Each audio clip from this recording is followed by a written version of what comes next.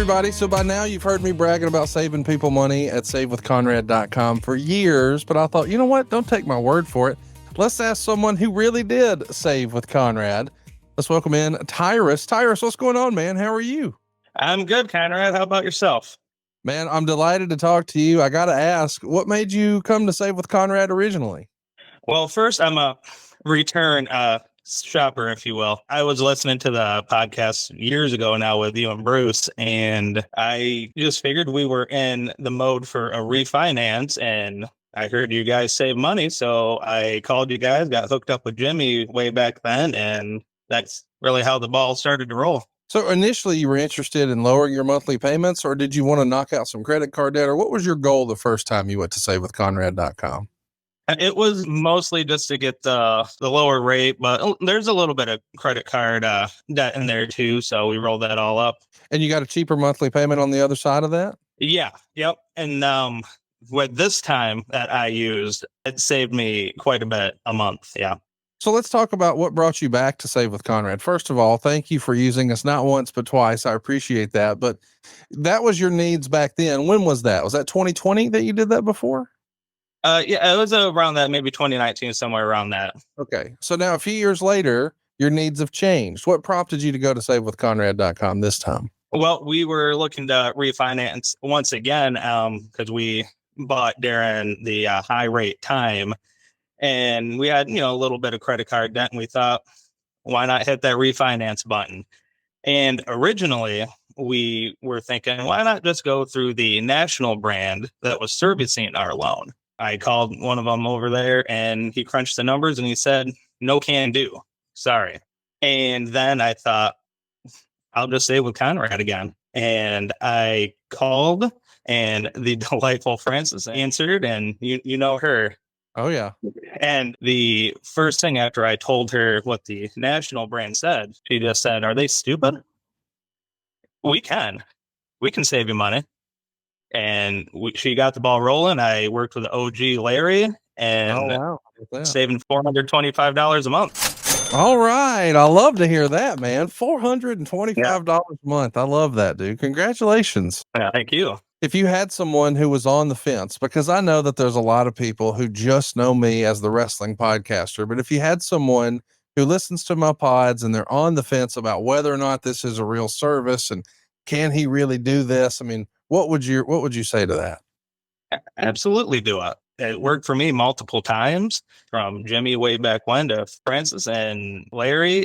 Just the whole team. They just had nothing but great things to say. They're easy to work with. They worked well with the inspectors and everything like that. It's just a great experience, and I would recommend it to anybody.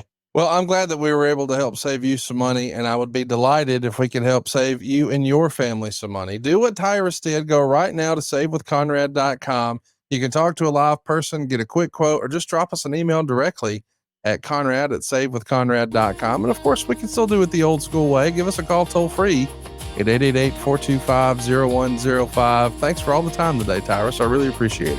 Thank you, Conrad. That's number 2129, Equal Housing Lender. SaveWithConrad.com. Welcome to Something To Wrestle with Bruce Prichard. Well, you know. That's not a rib. She pooted. What a rib? No, yeah, there's no box of gimmicks. Rumor and innuendo. I don't deal in rumor and innuendo. And was he there? I was there. I don't give a shit. I ain't scared. I ain't scared of shit. Fuck him. Thank you, Bruce. I love you. Give me double cheeseburger, double cheese, double mayo, double onion, motherfucker. Bruce Prichard. Hey, it's Conrad the Mortgage Guy, and you're listening to Something to Wrestle with John Layfield. John, what's going on, man? What a question mark. It's like it's a question about whose show it might be. Conrad, I've been doing this show since about the 90s by now. I don't even know who Bruce Prichard is anymore. I have his number in my phone. I can't get hold of him. Guys have had amputations of their head and have missed less time than Bruce has missed on this show. Conrad, let me ask you a question. How many best ofs have we had to play with me on the show? Okay. None. Well, that's fair. Yes, correct. 0. You've been here every week. I'll agree with that. That's right, because I've been here every week because I'm loyal to you, to Dave Silva, also known as the Stud Muffin, and to all of our wonderful fans out there. Most of them I blocked on social media. Well, I appreciate that. And I will say, even today we are a day late, but that's on me. That's not on you. You were here. You were ready. So I agree. You have been committed. I was here yesterday. I was here at this seat. I actually talked to Dave Silva. We actually told a whole bunch of stories that we probably can't tell on the podcast because they were a little bad. I bet there was a few about Oklahoma in there. If I had, there were a bunch about Oklahoma. I got a newsletter from Oklahoma that some Native American signed me up for that I'm really not very happy about. Oklahoma's got a lot of news. They got new meth labs. They got new bingo parlors. Somebody learned how to read. I mean, Oklahoma, big things are happening up there. There's actually one car left in Oklahoma. About 18 people, like a clown car, are going to try to get out of Oklahoma and escape with it that way. That's why we need a wall between Oklahoma and Texas, but that is a separate issue. But Conrad, let me ask you a question, a very important question. In all the years that Bruce Prichard was here, the Dark Ages is what your staff calls it. All your staff calls it that. Wow. Dave Green, Dave Silva, all these Daves. You got everybody named Dave. Dave Letterman, everybody who's working for the show named Dave. They call it the Dark Ages. How many ads did Bruce Prichard sell?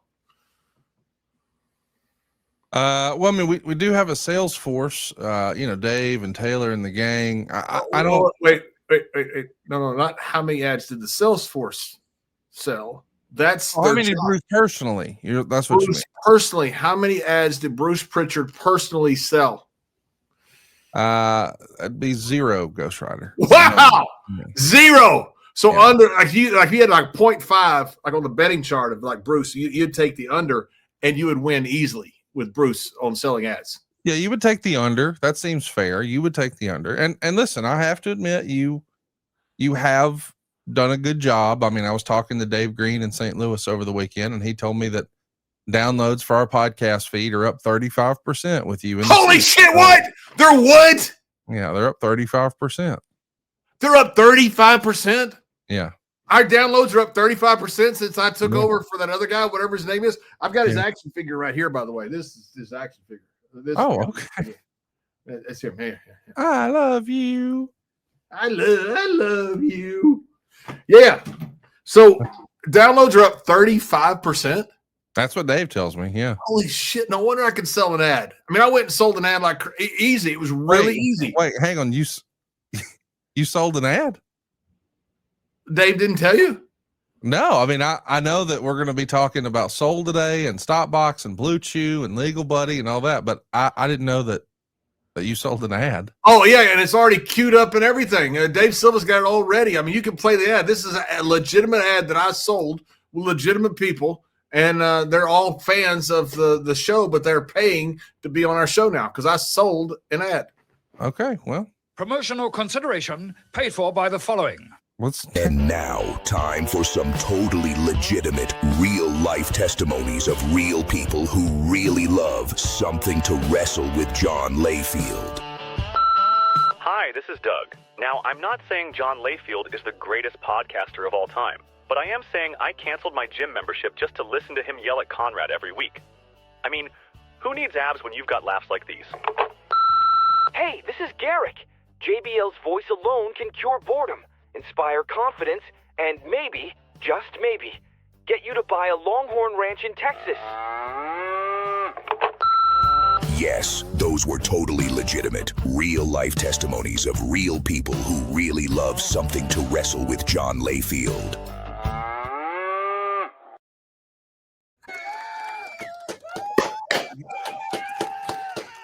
I gotta admit, I mean, downloads are up, and you 35%. And you sold, I guess technically you sold 100% more ads than Bruce. So 100% because he sold 0. I sold 1. Yeah. And I'm just getting started. I may have more ads next week. That's what the listeners want. They've spoken. They want more ads, and we're going to work hard on bringing them to you next week.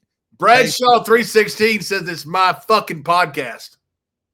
Okay, that may be a new shirt coming soon here on Something to Wrestle. Bradshaw 316 says it's my fucking podcast. I can't help but notice you're sporting a new shirt today too. Another wrestling god tee. Look at you, man. Sir. Of course, we've got the Arrive, Clothesline, Leave shirt, and a whole lot more available for you now at somethingtowrestlemerch.com. Maybe by this time next week, we'll have the Bradshaw 316 shirt. I love that, man. You're like you're an innovator. I like that you're engaged, by God. We couldn't get Bruce engaged. We don't even know where he is. We've got an all points bulletin now, and that's right. An APB for Brother Love. What do you think? Will we ever find that guy? No, because I doubt anybody will search. Okay. That's fair and something I have to admit. It's like you call the headquarters, where the headquarters is. Hey, Bruce is missing. I'm like, so? Oh gosh. Well, let's jump right into some nostalgia today. We appreciate you guys joining us and thank you for your patience here on Something to Wrestle. I had a little 5-alarm fire here at the office yesterday. We got it put out and we are excited to be here with you on a Tuesday morning. And John, I can't believe this is real. This is making me feel old. But 29 years ago this week was Buried Alive. The very first Buried Alive. It was In Your House Buried Alive. It happened on pay-per-view from the Market Square Arena in Indianapolis, Indiana. It feels like so many important things in history happened at the Market Square Arena in Indianapolis. Why do you think that building is so synonymous with the WWF? I think it's because it's a great crowd. You know, you want to do stuff in front of great crowds. You had terrific crowds, you know, like for instance, Austin 316. Wisconsin was always a great crowd to us. You know, we didn't always sell out. Rosemont was a terrific crowd for us. Of course, you know, the Madison Square Garden is as iconic as it could be, but there were a lot of great buildings that we did really well with. We knew the crowds were going to be fantastic. Staples Center out in Los Angeles, we knew these arenas were going to be packed, and we knew these arenas were going to be live with the crowd when we went there. I think that's actually the building where they did the whole Andre winning the title deal and the dual, you know, twin referee angle. And there's so many magical moments that happened at that arena. I know we always talk about Chicago and the Allstate Arena and the Rosemont Horizon, whatever you want to call it. But man, Market Square Arena, so much history. But first things first, when we think back on that In Your House Buried Alive match in 1996, October of 96, you were in the opening dark match going what was reported at the time as being a 20-minute match against Barry Windham. We know eventually you guys become partners and great friends, but at this point, Barry is just back in as the stalker. We've never seen any video of this match. So I got to ask, how did it go? And was this a thrill to you to get that much time with a guy that I know you looked up to and thought so much of? It was a huge thrill to me. And it was, you know, the people joked Barry hadn't wrestled in years and I blew up and Barry didn't, was the joke that I think Bruce made backstage. That's why I took his podcast, because he was mean to me. He was a bully is what he is. But yeah, Barry came in and look, I was a huge fan of Barry Windham, obviously. Now I got a little anecdote. I didn't know if I had a little heat with Barry or not, because when I started wrestling, I'm literally am from Sweetwater, Texas. Blackjack Mulligan, his dad, said he was from Sweetwater. And so when Gary Hart heard that, he was doing commentary. He goes, you know, John is Barry Windham's cousin. So people started saying I was Barry Windham's cousin. I never said it because I didn't want to steal somebody's name or get booked because of something like that. But it had been said a lot of times around that I was Barry's cousin because Gary Hart had said that on commentary. And so I never knew if I had heat with Barry or not. Sure enough, Barry hadn't even heard of it. Didn't care. I don't think he would have cared anyway. You know, Barry's a really good dude. Barry was awesome. You know, Barry hadn't worked in a long time, and we just kind of talked about things backstage and went out there and worked, and it was fantastic. I mean, I was out there with Barry Windham. You know, Barry hadn't got hurt. Barry would have been NWA champ forever. He was that freaking good. You know, people say that Randy Orton reminds people of Barry Windham. Man, that's a huge compliment. I think it's true.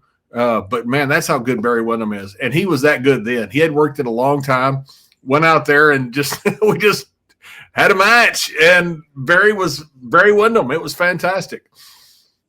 I do want to ask, you know, I've talked a lot to David Crockett over at adfreeshows.com. We have a little series called The Book, and we go through his brother's red book, the old booking books of who was working where in what town, how many tickets sold, what was the gate, all that sort of thing.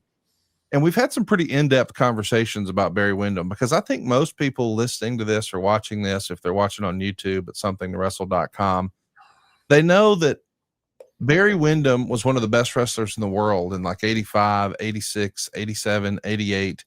And the NWA never pulled the trigger. And when I talked to Crockett about it, he made it almost seem as if it wasn't an aspiration of Barry's. Like, Barry didn't really want the responsibility of being the NWA touring champion, because let's be honest, it was a miserable existence.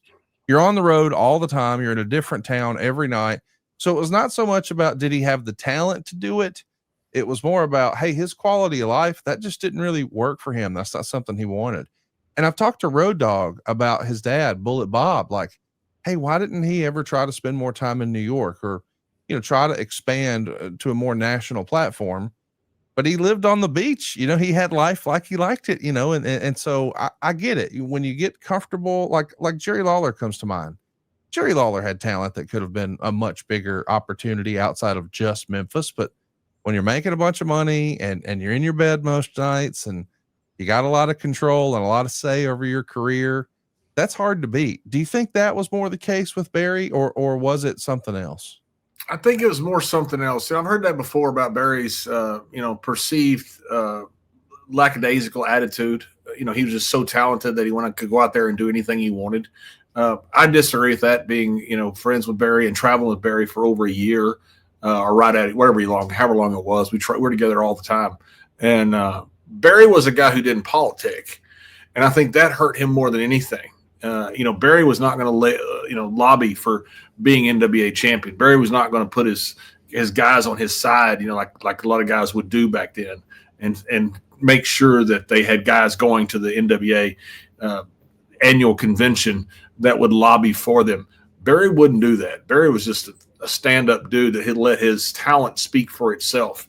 And so I don't think that's necessarily the case. I think people can look at that from 30,000 feet down and say, well, maybe that's a lack of motivation. It wasn't a lack of motivation. Barry just didn't kiss anybody's ass, and Barry didn't lobby for anything. He was talented.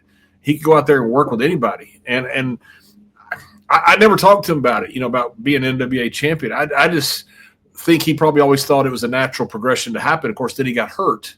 I think they should have pulled the trigger. I think Barry would have been a great NWA champion. Would have been one of the best of all time. We know eventually he did become the world champ, but it was much later in WCW, but he did have some classic battles with Ric Flair. There's no doubt that he's one of the best to ever do it. And one of the things I hear wrestlers often say about Barry Windham, John, is that he was just a natural as far as positioning. He knew where to be and when to be there, that sort of thing. Can you speak to that and give us any concrete examples of what that even means?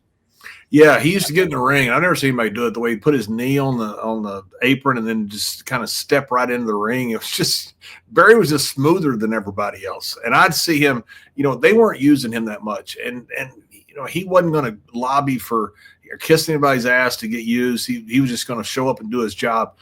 We were in Kansas City one time and we were wrestling, I think it was Furnace and LaFawn. I'm not sure. We wrestled Test and Albert there too, but I think it was Furnace and LaFawn that we wrestled there. Must have wrestled there a couple times. I'm not sure. You can check it all on the internet. But I think we was in Kansas City, and the place went crazy for Barry because they remember him from the NWA days. Man, that Barry Windham, he turned back the clock 10 years that night. It was just amazing. I'm sitting there on the apron going, my God, man, I'm seeing one of the greatest of all time at his freaking peak. I mean, Barry could still go. Barry could do anything he wanted. It was so easy to Barry. He would explain it to you, and he would explain things to me, but he just kind of assumed everybody else kind of had a knowledge like he had. And he would go out there and he could do anything in that ring.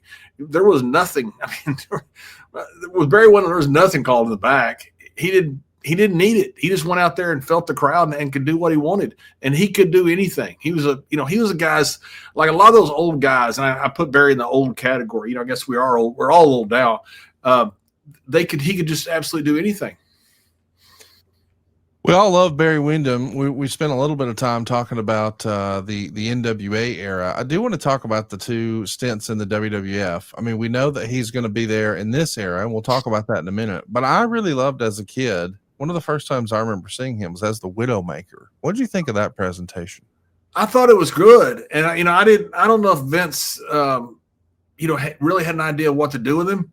Vince didn't have a great grasp of wrestling outside of WWE. People would tell him stuff, and he would hear names, but Vince was a workaholic. He was busy working on his business all the time, so he didn't see a lot of stuff outside of it. I know, obviously, he knew Barry's dad, and he and Jack Lanza were dear friends, and so I don't know, where Vince's mindset came from with Barry. I thought it was great, and I thought Barry could get anything over, and I don't know why Barry didn't end up staying quite a bit longer with the Widowmaker.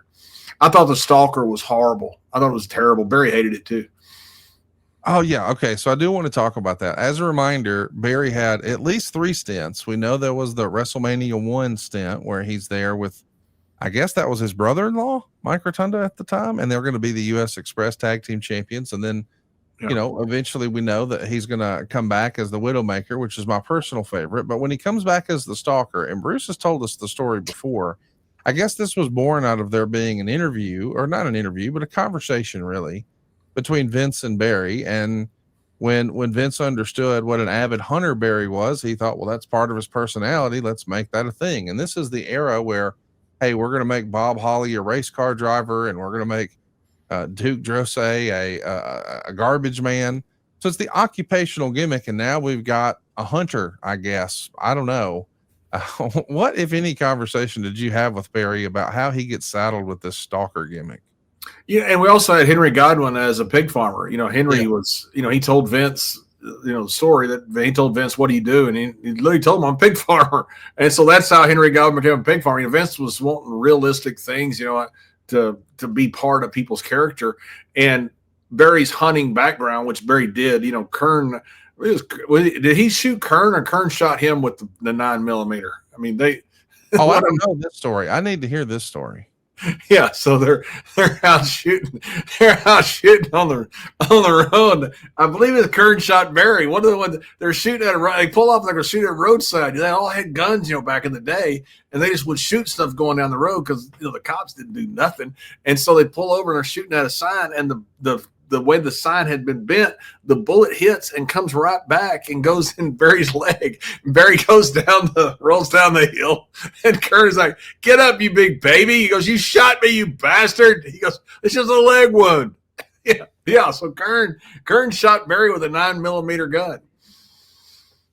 What a fascinating human being Barry Windham is. We know he had the initial run. He's going to taste that tag team gold. He's there during the rock and wrestling era, the launch of WrestleMania. He comes back for a cup of coffee in 1989, and I think that's around the time that his father got in a little bit of legal trouble, and maybe he went home to take care of things for a bit. But Vince is open to bringing him back in 96. Lots of people have had multiple stints with the company, but sometimes it feels like, I don't know, you're once and you're out of here. Why did Vince and Barry always get back together? It feels like Vince must have had a lot of respect for Barry to bring him back twice. I think Vince had a ton of respect for Barry and for Barry's work, both.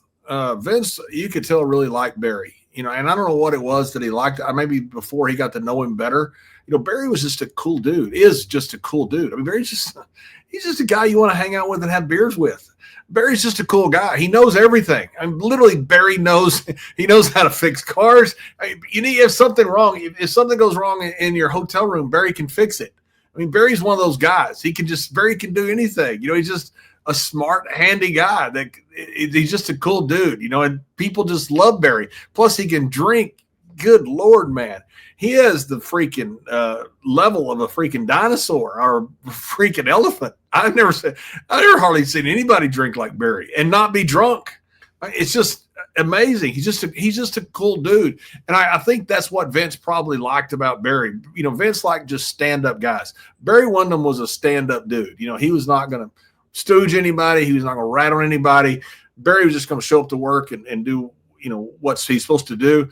He's a guy that you don't mess with. He's a guy that has a huge backbone. I think that appealed to Vince. I know when he came in, Jake Roberts was an agent, and he came around. He was talking to Barry. He was trying to help Barry, and he goes, "And what would a stalker do?" And Barry, you could tell, was just frustrated with that. He goes, he just kind of blew him off, because he didn't like the gimmick. You could tell Barry did not like the stalker gimmick. It was something that Barry didn't understand. He didn't really like it. I think he came in hoping he would do something and get out of it pretty quick and do something else. Well, we're big Barry Windham fans here, and I got to ask, I know this is maybe a silly question, but we know that he is the uncle of Bo Dallas and Bray Wyatt, rest in peace. But I think Barry has a few kids himself. Why don't you think his kids ever decided to pursue wrestling? They didn't, as far as I know of, or am I wrong on that? No, not that I know of. And if Barry has kids, I didn't know that. Oh, okay. I mean, I'm his friend. I know he was married when we were together, but I didn't know he had kids. Oh, okay. Maybe I got my wire. Maybe I'm wrong about that. What a great friend I am. What a dick I am. Well, you know what? You can make it up to Barry with something I know he'll love. I'm talking about Magic Spoon, of course. They make high protein cereal. We're talking 0 sugar cereal. And these are really treats that have been reinvented from our childhood. You can almost taste the nostalgia. Maybe you've been living under a rock, but I've been bragging about it for years. Every serving of Magic Spoon high protein cereal has, check this out, 13 grams of protein, but 0 grams of sugar and only 4 grams of net carbs. And they come in nostalgic flavors. Maybe this will sound familiar: fruity, cocoa, and frosted. Yeah, it tastes just like those you grew up on, except without all the sugar and instead a ton of protein. But I'm really here to brag about the high protein treats from Magic Spoon. They're crispy, they're crunchy, they're airy, and it's an easy way to get 12 grams of protein on the go. They come in mouth-watering flavors like marshmallow, chocolate peanut butter, and dark chocolate. Double chocolate is my absolute favorite. You're going to love it. These are great on the go as a pre or post workout, or even as a midnight snack.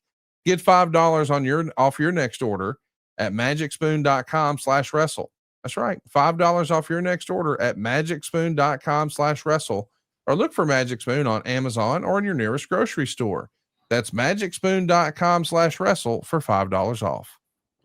So listen, let's talk about the actual pay-per-view, In Your House, Buried Alive.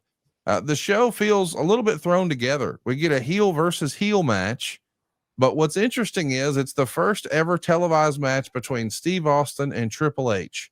And we know a few years later, these guys are going to be absolutely tearing it up. But this is 1 month before Bret Hart has his iconic match with Steve Austin has his match with Bret Hart at Survivor Series. And we're still a ways away from, Hunter becoming the king of the ring and a part of DX and all of that. But I think it's interesting to take a look back and see the seeds of what is to come with a heel Triple H and a heel Stone Cold. You're sharing a locker room with those guys. You're in a dark match. You're all trying to climb the ladder. Could you tell that these guys were going to be stars right away? Or when did it click for you that, oh, these guys are going to make it? Yeah, you don't know. You have great workers sometimes don't become big stars, and guys that are smart sometimes don't become big stars. Inexplicably. I say not big stars. Massive stars like they became. They didn't become big stars. They transcended the whole genre. They became so freaking big. I don't know if anybody could see that. I remember working with Hunter. We were in that Catholic Youth Center, and I can't think where it was. Anyway, it was a heel versus heel match there. It was a little house show, and I just remember realizing how good Hunter was. You don't know how good a guy is until you really get in the ring with him. And we had never worked against each other, I don't believe. We had a singles match just out of the blue. It was something they needed to put together because probably somebody no-showed or something. They put me out there with Hunter and, both heels. Of course, who are you going to take as a as the baby face, the aristocratic guy or the old Southern Texan, of course you're going to take, the heel's going to be Hunter, and Hunter was terrific. I mean, I was blown away by how good he was in the ring. And, same with Steve. Steve was, fantastic. But, we all knew how good Steve was because I'd seen him so much more. Hunter, I hadn't. And it was a pleasant surprise about how good he was. I didn't assume he was bad. I just didn't realize he was that freaking good. So I think we knew that these guys were going to be huge stars, but Steve was in Hollywood Blondes and him and Brian were freaking incredible, but that wasn't a gimmick that was going to take him to the top of either WCW or WWE. He just had a little luck happen and he became the biggest star, and thank God, because everything I have right now around me is because of Steve Austin. Became the biggest star in wrestling. The match you were just talking about at the CYC was in Scranton, Pennsylvania, and it Yes. was a house show on August 11th, 1996. So there you go. Yeah, they just put me and Hunter together out there, and Lanza goes, whoever they take babyface goes over. You know, he didn't even give a shit. You know, nobody cared. You know, it didn't matter. The match was a heel versus heel. Neither one of us were getting a push. And I just remember getting out there with Hunter, and it was so he was so freaking good. He just surprised me. You know, he's really calm. You know, he's really calm the way he calls things and stuff. And he was the heel, so he was calling it, or at least most of it. And I just remember being blown away by how good he was, how smart he was out there in the ring. We got to talk about this match. I want to challenge you. If you're going to go back and watch the Buried Alive pay-per-view, don't just fast forward to the main event. We are going to talk about Mankind and The Undertaker. But first, this Steve Austin Triple H match. Now, at the time, he's not called Triple H. It's Hunter Hearst Helmsley. He's the Blue Blood. It's fascinating to see them early. But what's fascinating about this show in particular is this, in my opinion, is when it all clicks for Steve Austin with the fans. They debut him with the new custom music. Now, don't get me wrong. He's been around for a while, but now this is the Stone Cold persona. And with that iconic music, the glass breaks and here he comes. It became such a big part of his presentation, but it's this show on In Your House, Buried Alive, October of 96, where he actually debuts it. And you can tell the fans are with it. And I think sometimes we sort of overlook how important theme music can be. But now we all know, with the benefit of hindsight, when that glass breaks, it becomes Pavlovian. I mean, some of the biggest pops in history happened with that theme music. And he's coming to the ring here, and we know he's been calling out Bret Hart. He's going to turn the volume up on that. He's 1 month away from a big-time match against Bret Hart, who's really been the face that runs the place for years and years for the WWF. That theme music, man, that was like the rocket to me. That was the light switch. If he kept the same old music, I don't know that it would have clicked as well as it did, but the fans started to take notice. He's a heel, but fans are interacting with him. They're behind it because it was just fucking cool, wasn't it? Yeah, it was cool. And it debuted against the right guy. I mean, you know, if you debuted this against a top babyface or something, I'm not sure it works as well. I mean, I don't know if Vince thought this through or Steve or Hunter thought this through, but he debuted it against the right guy. I'm telling you, at the CYC Center in Scranton, nobody hardly knew who Justin Hawk Bradshaw was, and I was over like freaking Rover with, because it was Hunter. I was against Hunter. You know, Hunter was a hell of a heel, and he was a good heel in the ring. And I think a lot of this had to do with the theme song about who he debuts it against. You know, and you have two heels out there. One is kind of cool. One is not cool at all in Hunter. He's just a pure heel, just a pure rich guy heel. And he did a wonderful job at it. I think so. A lot of it had to do with who he was against, the reaction that Steve got. I do want to ask, you know, when you're taking a look at where he was at this point, he's still very much a heel. He'd previously been paired with the $1 Million Man. He was the $1 Million champion, and he was the ringmaster. That was all heel stuff. He's still going to be a heel here because he's calling out the babyface Bret Hart. Was there a moment where you remember thinking, hey, he's a heel right now, but he is going to be a huge babyface? Because I know when Ted DiBiase told Austin that, Austin didn't want to hear it, wanted to be a heel, thought that was the worst thing he could have possibly told him. But was there a point when he was so good as a heel, you thought it's inevitable, he's going to be a huge babyface? Yes, I think, yeah, nearly all of us thought that, I believe. You know, I'd have to, you know, ask other guys that were in the dressing room, but you'd see him go out there and his reaction was getting better and better and better. Now, after the Austin 316, you know, it's just, man, it's just a matter of time. All you got to do is just boop, and it's done. But Steve was so entertaining and he was so good in the ring. You know, you had a hard time booing him.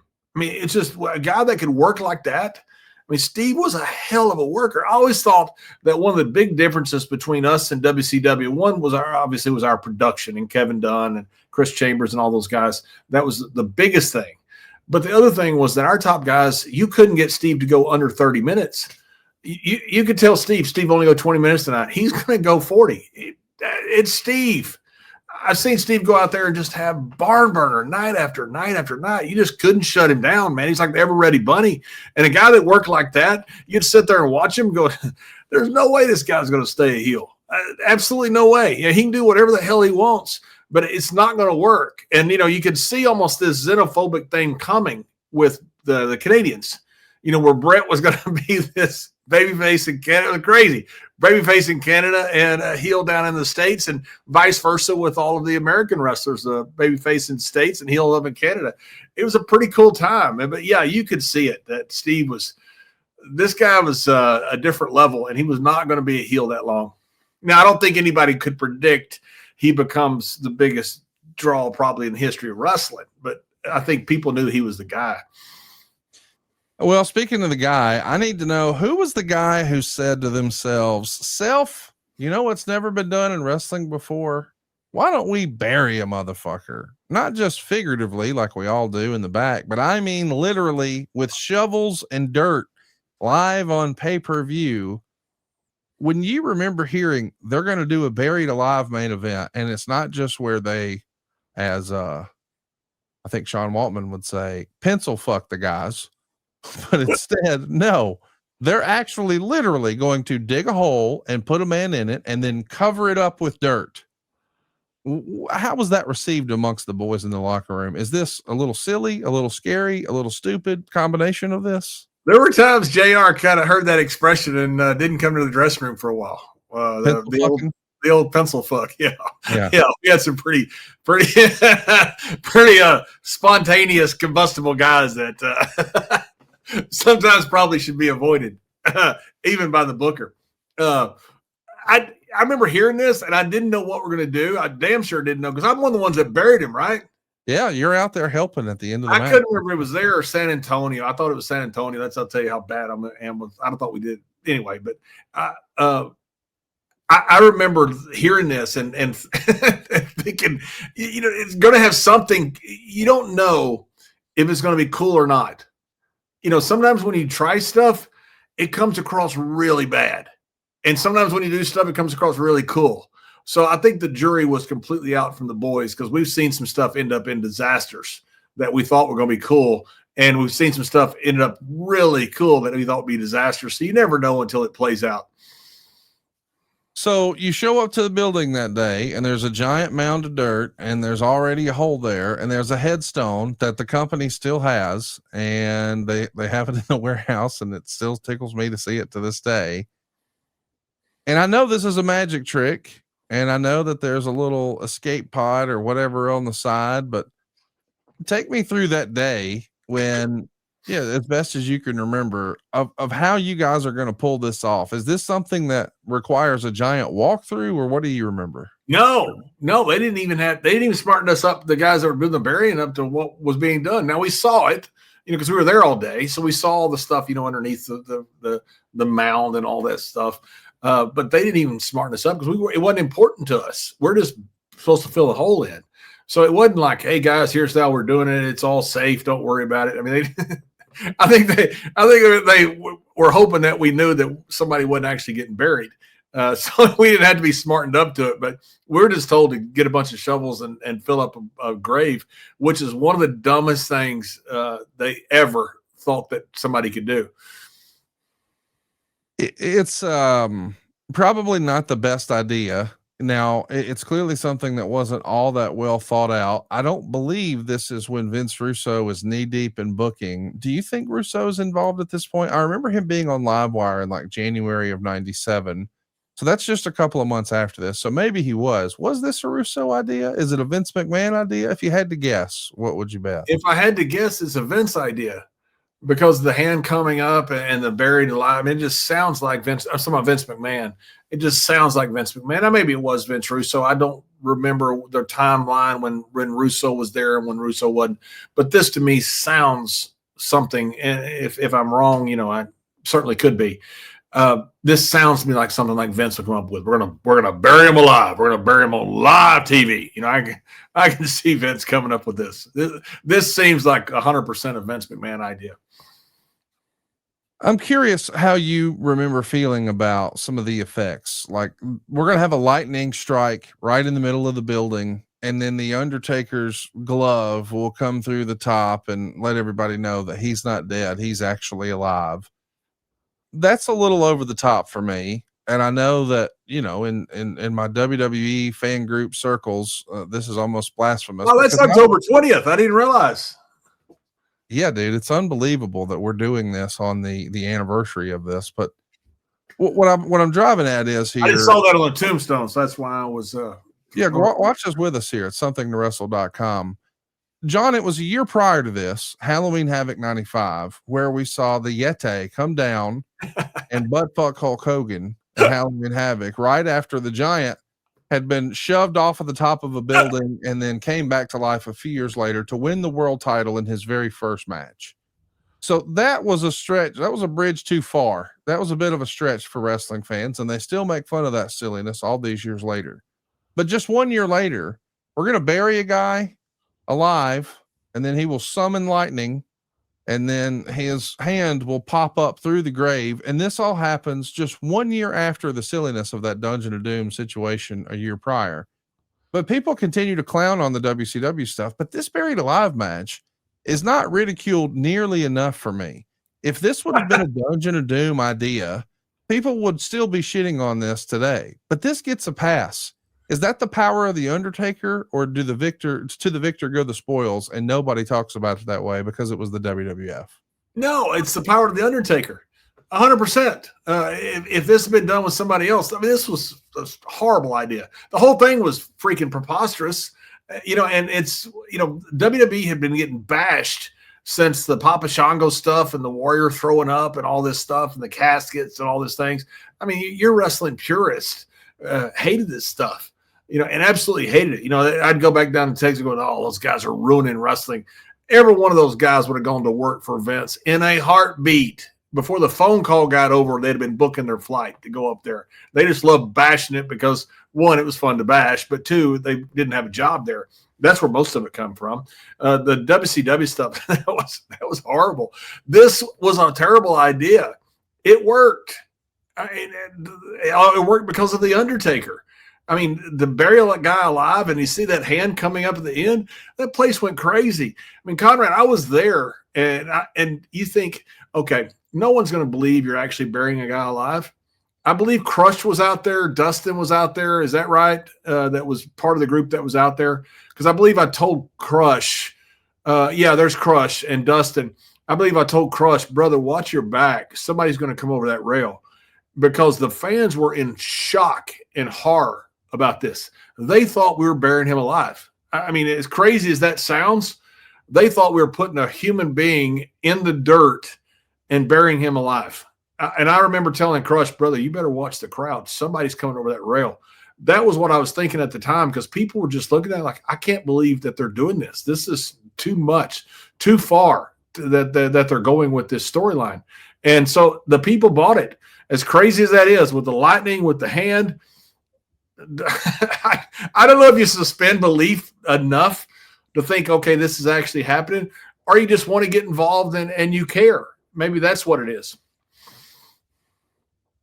I couldn't help but notice one of the guys standing out there was Terry Gordy in his executioner get up. Was that gimmick doomed from the start, or was it never going to work with Terry? This was really a favor to Doc Hendricks, aka Michael Hayes, and he just wasn't capable of doing it at that level anymore. What do you think it was? He wasn't capable anymore. And I love Gordy. And people ask me all the time where I got, about my clothesline from. It wasn't from Stan. I got it from Gordy. I mean, the way Gordy threw the clothesline with like a baseball, that's where I got the clothesline. I 100% stole most of my stuff when I started from Gordy, not from Windham and not from Stan. People, always thought I stole it from Barry Windham and Stan Hansen. Man, I copied almost everything Gordy did. There was a time Gordy would take a backdrop, off a power bomb. He'd hold on to the guy and he'd roll over with him, get back up, and still go ahead and give it to him.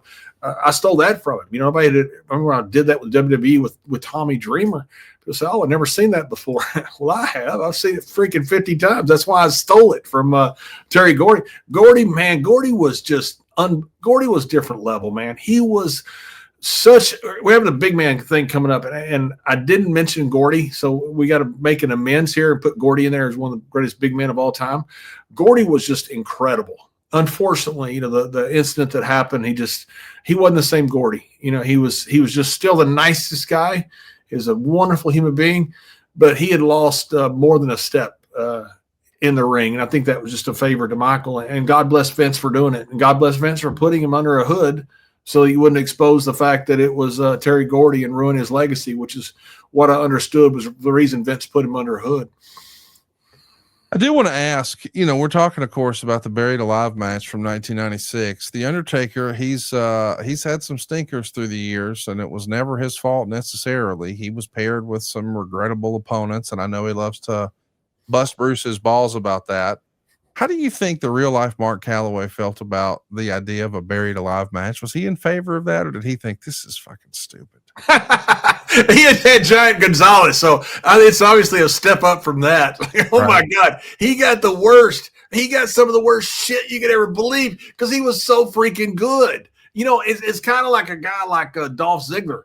I've said for a long time. A guy like Dolph gets abused by a creative team because he can do anything. Here's a guy who could be champion, and he was champion, a great champion. He's going to be a Hall of Famer, and he should be a Hall of Famer. But Dolph is so freaking good that you can put him out there with anybody, somebody that can't work, and get him over. Billy Gunn was like that. You put him out there with anybody and can get him over. Undertaker was like that, and he can just do it on a main event level, just like those other guys could as well.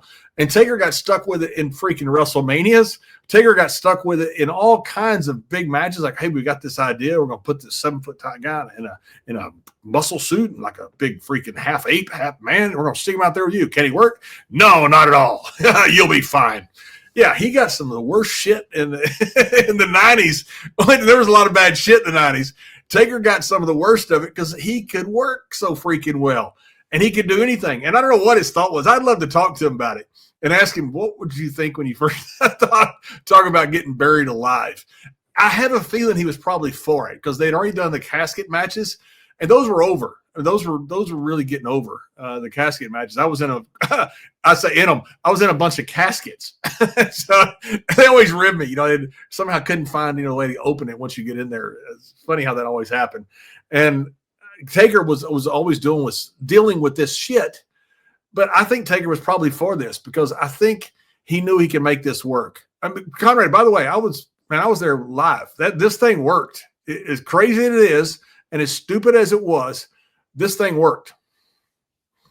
I do want to ask, maybe you remember this, maybe you don't, but I'll never forget being at one of Mick Foley's fabulous one-man comedy shows that he does around the country. Check him out at realmickfoley.com. See where he's coming to a town near you. But at one of those events, I saw him tell the story about how this version of the In Your House pay-per-view, these were only 2-hour shows. So the live crowd still got matches after the televised main event would finish. Yeah. So on this particular day, we see a man die. He's buried alive. He's dead and buried. And now lightning has struck the grave and his hand came up and we're off the air. Pay-per-view finishes 3, 2, 1, and the Rockers theme plays. And here comes Al Snow and Marty Jannetty as the new Rockers. Leif Cassidy running to the ring. Little children in the crowd crying, tears running down their face. Their childhood hero, The Undertaker, has been buried alive and he's dead. But coming up next, it's the new Rockers versus the Bushwhackers. Yeah. Did my best, Mick Foley there. Is that not the greatest fucking structuring of a show, formatting of a show in history? No, it's not. It's close, and it may be second.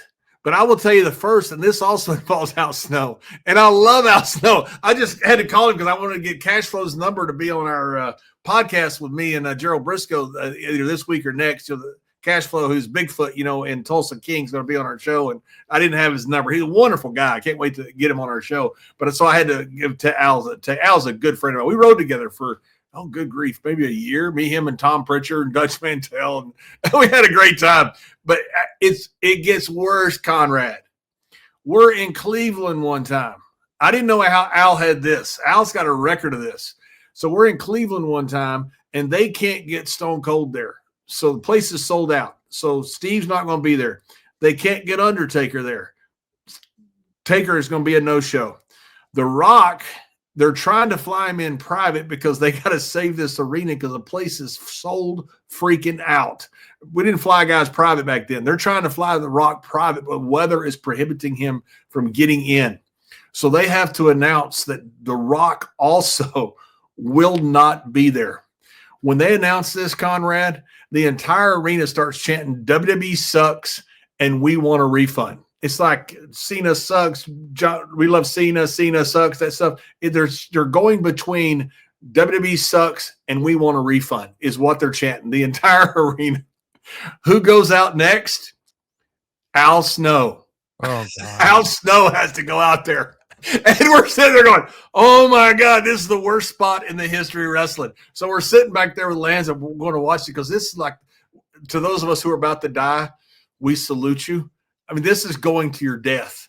Lanza tells him, Al, just go a couple minutes. Doesn't matter what they say. Just go a couple minutes. Try to make them forget about it and get out of the ring. And when he comes back, the greatest line, one of the greatest lines ever, Al comes back and he's half joking. He goes, boy, we couldn't get him. Ron Simmons goes, could be you. My God. Which, of course, it wasn't, but it was, oh, my God. So I didn't know Al had to come out after that. This is twice that Al has had to come out after that one time in Cleveland. We all just sat there and watched Al, his sacrificial lamb, go out there and thought, oh, my God, this is the worst spot in the history of the world. And Al Snow has to go out there while this entire arena is chanting WWE sucks. How is Al Snow more jacked now than he was when he was active in wrestling? He looks fantastic. Well, he's like Jonathan Winters on Mork and Mindy. He's aging backwards. Him and Billy Gunn. I hate those sumbitches. I mean, I hate them. I hate Billy. Well, I'm not going to say that because I may have to see him in person, and I know. Well, I'm going to see him in person too, but he's just like he just gets bigger and bigger and bigger. He's like freaking Thanos. I mean, he looks like Thanos. Billy went like this, the fucking world would end, and we go backward in time. And Al's the same. Al does all that bullshit stuff he does, like the Sheik. Persian clubs with the Iron Sheik. That's crazy. Yeah, Al's just like this old school trainer, and he's just a badass. I mean, God bless him, man. Al looks fantastic. He's bigger than he's ever been. So is Billy. God bless these guys, man. I love it. I love these guys. Are in such great shape. I wish we all loved I don't want them around me, but I do like that they're in good shape. We like that they're here. Yeah. We also like that we got to talk about Buried Alive. I still feel like somebody may have been enjoying themselves on an elevated basis when they came up with that idea. Maybe you could come Hey, the worst thing was we tried to bury them with fucking shovels. Yeah. I mean, what's the tape? We didn't get a foot of dirt in that grave. I mean, we didn't get a foot in that grave. So we're supposed to sit there and bury this freaking thing. We're like, hey, this is great. We're going to be in the main event match now. And I'm out there. Crush is so blown up. At one point, he's standing on his shovel and he's yelling at the crowd. So he wouldn't, because we're so blown up. We have no chance of filling up this grave. We didn't even get enough dirt in there to hardly cover up the casket or whatever the hell it was in there. I mean, it was a terrible idea. After this, they used a backhoe to fill the grave up because they realized trying to get a bunch of old wrestlers to fill up a grave in a few minutes to end a pay-per-view, it ain't happening. It was a horrible idea. I was so freaking blown up. It's not the best idea, but it was an idea that probably came from, maybe our friends over at Soul. Let's just be honest. I still love a good night out, but I'm not always in the mood to drink, especially if I got to get after it the next morning. What I want is a fun alternative. What I found is Soul's Out of Office Gummies. They give me that same light, happy buzz, but without the hangover, without the sugar, and without the awkward next morning. After a long day, I have to admit, I used to rock a big old Tito's and water, put a little squirt in there. Come on. But lately, I've been reaching out for Soul's Out of Office Gummies, and they even have drinks as well. They help me unwind and ease into the evening without having the alcohol and without that fog the next day. And if you've been struggling to switch off at night, can I recommend Soul's Out of Office Gummies to you? They help me relax, quiet my thoughts, fall asleep naturally. It's just the right balance between CBD and THC to ease me into a restful night of sleep. And I can tell a difference. I've got one of those gimmicks on my bed that tells me how well I'm sleeping. If I use Out of Office Gummies before I go to bed, I can tell a huge difference the next day, and the data supports it. Soul is a wellness brand that believes that feeling good should be fun and easy. Soul specializes in delicious hemp-derived THC and CBD products designed to boost your mood and help you unwind. Their best-selling out-of-office gummies were designed to provide that that mild, relaxing buzz and boost your mood, enhance your creativity, and even your relaxation. They've got 5 different strengths too, so you can tailor the dose to fit your vibe. My wife likes the gentle 1.5 milligram micro dose. They've even got a brand new 15 milligram gummy for a more elevated experience. That's where those buried alive ideas come in. And if you like the out of office gummies, you should try the new out of office beverage. It's a refreshing alcohol-free alternative that's perfect for winding down on the couch or socializing with friends. Soul also has a variety of products specially designed to help you get a better night's rest. Their top selling Sleepy Gummies. It's a fan favorite for deep restorative sleep. And with wellness at the forefront, you can feel good about what you're putting in your body. All of Soul's products are made from organically farmed, USA grown hemp. They're all vegan and gluten-free. They're low in sugar and they're federally legal. That's right, federally legal. So bring on the good vibes and treat yourself to Soul today. Right now, Soul is offering our audience 30% off your entire order. Go to getsoul.com and just use the promo code WRESTLE. That's getsoul.com, and the promo code WRESTLE will save you 30% off.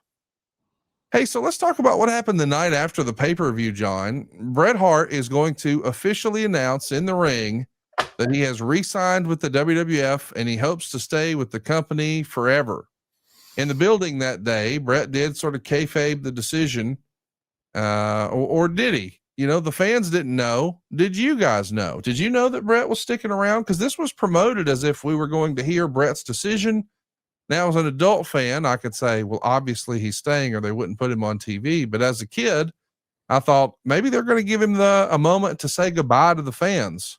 We know that's not how it wound up being. You can even see a pensive shot of Vince McMahon sitting at ringside. He was the commentator in that era. And he seems so relieved when Bret announces that he's signing a contract and he's staying with the WWE forever. It was a 20-year deal, but what do you guys remember in the locker room about this moment? Yeah, I don't remember if we knew beforehand that Bret was going to say this. I don't want to tell you something that is not true. I think we thought, to my recollection, we knew he's going to resign with WWE. To my recollection. Now, maybe I'm wrong about that. You know, it's been 25 years or more, whatever it's been, or good Lord, it's been longer than that. It's been almost 30 years.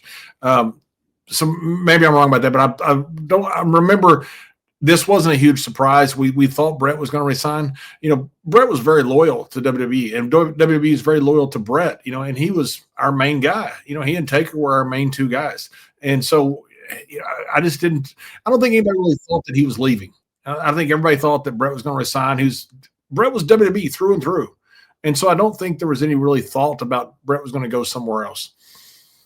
So we know that ultimately he does stick around, but it's a 20-year contract. Does the locker room ever hear that piece of information that it's supposed to be a 20-year deal? Because that feels like unprecedented in wrestling.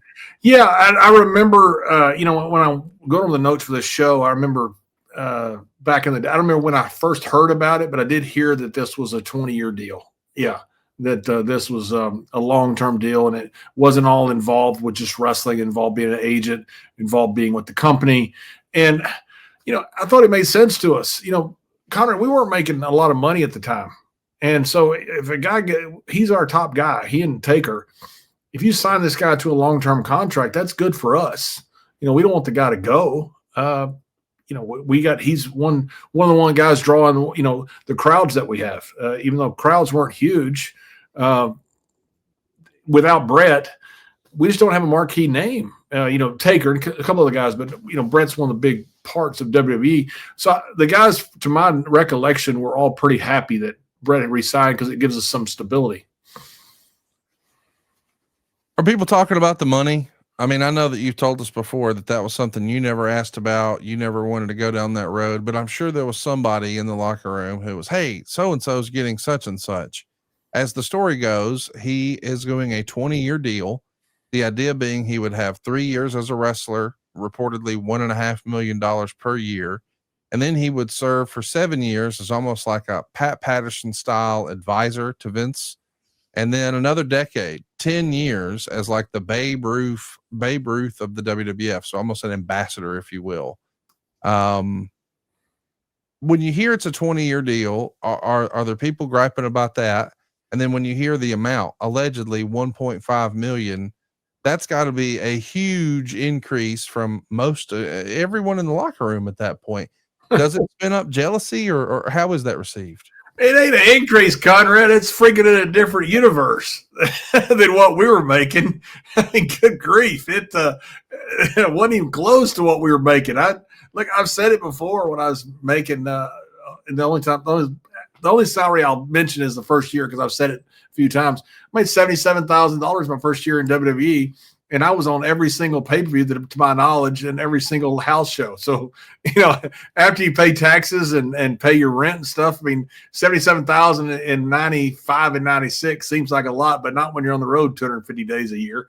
It's really not that much. So I don't know what anybody else was making. I only, you tell me what Brett was making, I certainly take your word for it. And that's what I heard, elsewhere. And that's what I heard back then. That it's not like it's an increase from what some of us were making. It was a different universe from what some of us were making. And that was fine with me. I had no problem with it. I thought Brett deserved it. I thought Brett earned it. And what I liked about it was, if Brett could make it, if I get lucky enough to make it to the top, then I can make that too. I don't know anybody begrudged him for making that. We just saw it as opportunity. If Brett can make that, then if we make it to that spot, we can make that as well. Hypothetically, how do you think guys like Shawn and The Undertaker would feel about that? I mean, they've been carrying the mantle while he had been on a long absence. While he's out, because this is important, he's going to peace out at the end of WrestleMania 12. So that's late March. We know 2 months later is when Scott Hall shows up on Nitro. And then, in July, so 3 months after he's been gone, that's when Hogan turns heel. The whole world changes.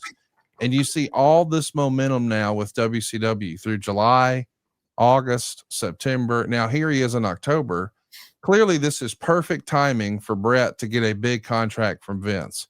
I can't help but think if Brett had tried to negotiate this deal for himself just a handful of months earlier, let's say if he would have tried to get this pitch across the goal line before WrestleMania 12, hey, I'm not going to leave. I'm not going to take a break. I'm going to keep, I'm going to ride this thing till the wheels fall off, and I'll stay with you 20 years. I don't know that he gets 1.5 out of Brett or out of Vince around WrestleMania 12. I think the NWO had to get hot in order for there to be leverage on Brett's side.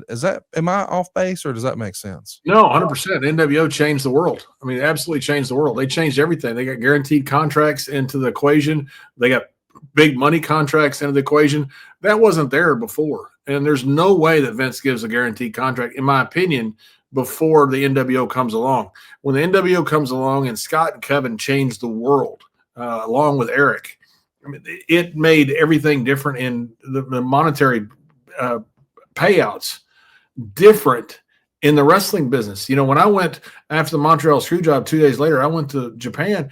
I never intended on coming back. I just always thought I'd stay in Japan. I figured I'd finish my career over there. The world changed during this time because of the NWO, Scott and Kevin and Eric. And when I came back, now all of a sudden they want to sign guys to guaranteed contracts. That wasn't even on the table before the Montreal Screwjob and before Scott and Kevin and Eric came along. So let's think about that. If Brett had tried to speak to both sides, and as the story goes, he did have conversations with Eric Bischoff, and I think Brett even gifted Eric a book about Western culture and heritage and things like that, because they both were half-assed cowboys in their mind. Roll Tide on that. But I do wonder, what would that have looked like if Bret Hart shows up in the fall of '96 and he is joining the NWO? What's that look like for the WWF at that point? If Brett joins the WCW in fall of '96 and joins the NWO, so it's Hogan, Hall, Nash, Waltman, and Bret Hart. Like, it really is the New York contingent here invading Atlanta. And no disrespect, but you've still got Shawn Michaels and you've got The Undertaker, but those are really the only established stars. Yeah. Steve Austin's starting to warm up, but let's be honest, he needs the rub from Bret Hart to get there. I think even Steve would say that Bret sort of helped bring him up. that would have just been absolutely disastrous for the WWF, don't you think? Yeah, I think it would have been. I think the main thing, and it's like Lanza told me when I was so worried about Brett leaving, everybody else leaving, said, as long as that guy, and he pointed to Vince, he goes, as long as that guy's in that chair, we're fine. And I felt a lot easier about it then. I still was pretty nervous about it. We still had Vince, and we still had Kevin Dunn and the best production in the world. But we didn't have the benefit of Mr. McMahon, which the Montreal Screwjob created, which is one of the greatest heel characters in history. Mr. McMahon and Stone Cold, and we didn't have Brett making Steve at WrestleMania if all this happened. So yeah, I think it's an absolute disaster for WWE. I don't know how it ends up. We still had a lot of chips. We had a lot of chips because we had the better production, and we had Vince. And you know, that's it may have taken us a while. I think we'd have been okay, but boy, that changes the world if that happens. It's fascinating to think, what if, I think a lot of people have spent time thinking about what if Shawn had come down and joined the NWO, but what if Brett did? Man, it would have been wild. I do want to talk a little bit about Triple H and Stephanie McMahon. I can't believe this is another anniversary this week. Later this week will be their actual wedding anniversary. I'm talking about the real life Paul Levesque and the real life Stephanie McMahon. They got married at a private ceremony in Connecticut, and the wrestling world was forever changed. And it happened 22 years ago this week. We've seen them on TV and heard them referred to as the Authority. But this is something that a lot of people were probably cautious about. Like, if you're Triple H or you're one of his friends, you probably hear the phrase, hey, what if this doesn't work out? What if this doesn't go well? That could be the end of your wrestling career. Did you feel like it was a risk to date the boss's daughter? And ultimately, hey, it worked out. They got married and had a bunch of kids, and it's a happily ever after story. But that was a risk, was it not? Yeah, of course it's a risk. Yeah, absolutely. It's not the one bridge in town at that point, but the boss owns the wrestling company, that you work for. Yeah, that's always a tough situation. And, you got to hope you're right. But when you fall in love, you fall in love. And you're willing to take whatever happens. And it worked out great for those guys. It was it a risk? Yeah. Vince didn't want Stephanie, from what I understand, to marry one of the boys. And then she fell in love with Hunter, and, Vince loved Hunter as well. And, certainly gave his blessing to it. But is it a risk? Yeah, absolutely. If that goes sideways, if they're going sideways in 2000, I don't know where, that ends up. It is something I want to ask you about. Like, when it first comes out that, Hunter is no longer with China, and he was dating, I don't mean this ugly, but one of the boys. He's dating one of the locker room. I know it's one of the girls, but that's not the phrase we use. But now he's going to be dating the boss's daughter. Do you think he took a lot of shit about that in the beginning, or was everybody like, let's see how this works out? No, people are pretty much, wrestlers are ultimate libertarians. We don't give a shit what people do, who they fall in love with or who they want to marry. It was the boss's daughter, but she was young too, and, she's dating one of the boys. So, she's dating one of the boys and he's dating the boss's daughter, so it's not like, one is crossing a line that the other one isn't. And we didn't care. I don't remember anybody thinking that this was something untoward, that this was something that shouldn't happen. She was young, he was young. They're both very smart people. Once they got together, it kind of seemed like a natural fit once they got together. So, I don't remember anybody in the locker room saying, oh, but what the hell is he doing, or what's she doing, or anything like that. It was just, two people in love, and a bunch of the guys who really just kind of want to get to the next town and see how late the bar stays open. What we've heard from a lot of guys through the years, it should be worth mentioning, is, and I know it's sour grapes, but there's a lot of people who are, for whatever reason, anti-WWE, and you would hear them say things like, oh, he's only in that position because he married the boss's daughter. Like, they always want to discredit and take away anyone's success, and there's always got to be a reason why someone else is more successful than they are. It's just negative, below the line thinking. But it's hard for me to imagine that you never heard any of that in the locker room ever. No, not as far as he's only doing this because it's the boss's daughter. I mean, no, I'm telling you, wrestlers don't give a shit what people do. You know, Right. there are people out there that, you know, the fans wanted to make something big of it. I don't remember any of the guys, you know, thinking, now we would joke like, don't better not screw up. You better not screw up. Right. You know, we'd joke like that with, you know, about it. You know, it wasn't like, hey man, you're doing this to make a political move. Nobody, I don't think anybody thought that. I don't know if they did or not. And I don't think anybody cared. You know, just Hunter didn't care about who we're marrying. You know, it's like I'm sure he thought, hey, I hope you're happy. We are hoping that he was happy. He's a nice guy. Stephanie's a nice lady. I think people just kind of thought, we hope you're happy. And, you know, and people are going to say, oh, you're just sticking up for WWE. No, I'm not. I mean, I'm telling you, wrestlers are the biggest libertarians in the world. We don't care if people are white, black, brown, who they love, who they marry, what their religion is. Wrestlers don't care. They really don't. There's a few out there that are obviously bad apples that have different viewpoints, but for the most part, guys don't care. We're just worried about our own stuff and, you know, hoping everybody else gets along fine. Well, I've always thought it was interesting to look back at that time, because one of the things I don't think people think about with the benefit of hindsight is that Vince made sure to book himself wrestling Stephanie in a street fight the weekend before their wedding. Of course he did.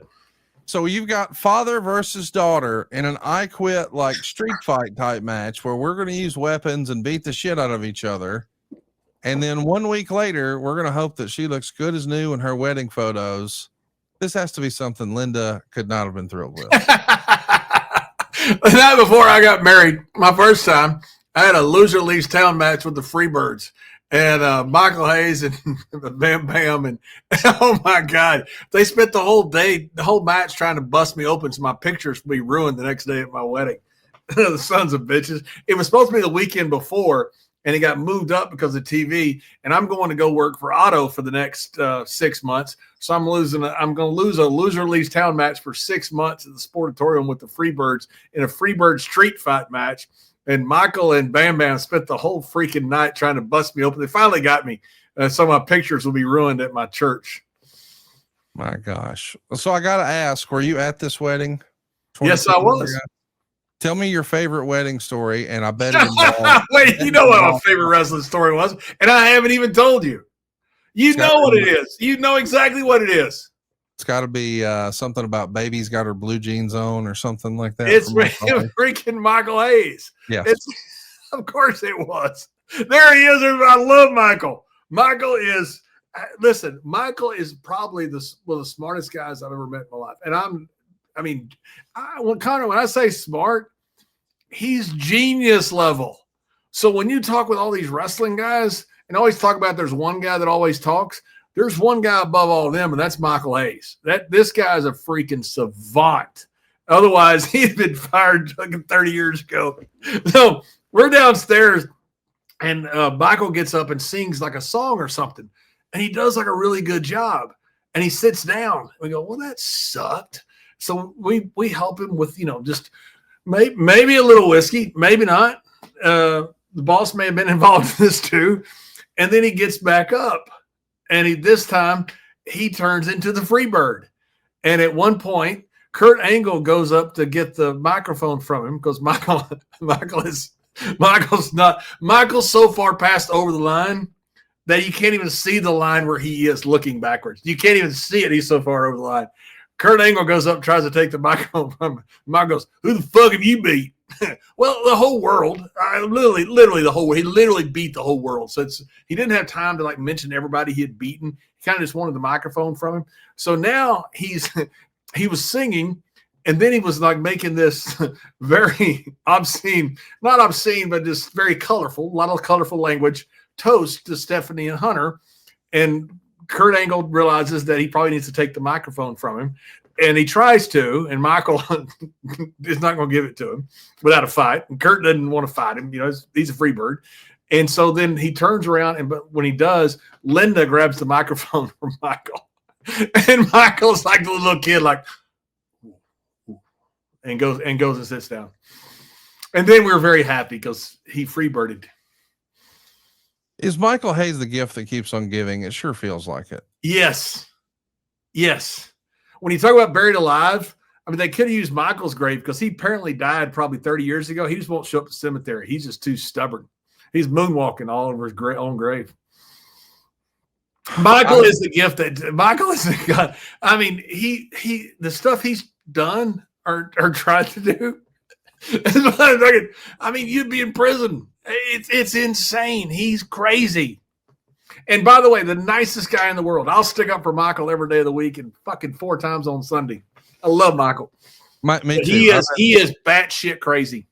I've had a blast with him. I've never hung out with Michael Hayes and not left with a story and not left with a smile on my face and not enjoyed myself with him. And if and when he ever gets tired of helping behind the scenes in WWE and being on the road, can you imagine how wild a Michael Hayes podcast would be? Holy shit. It's unbelievable. He told us on one of our podcasts, when he was one of the first guests we had on. I love Michael. Michael has done a lot for me. I love Michael.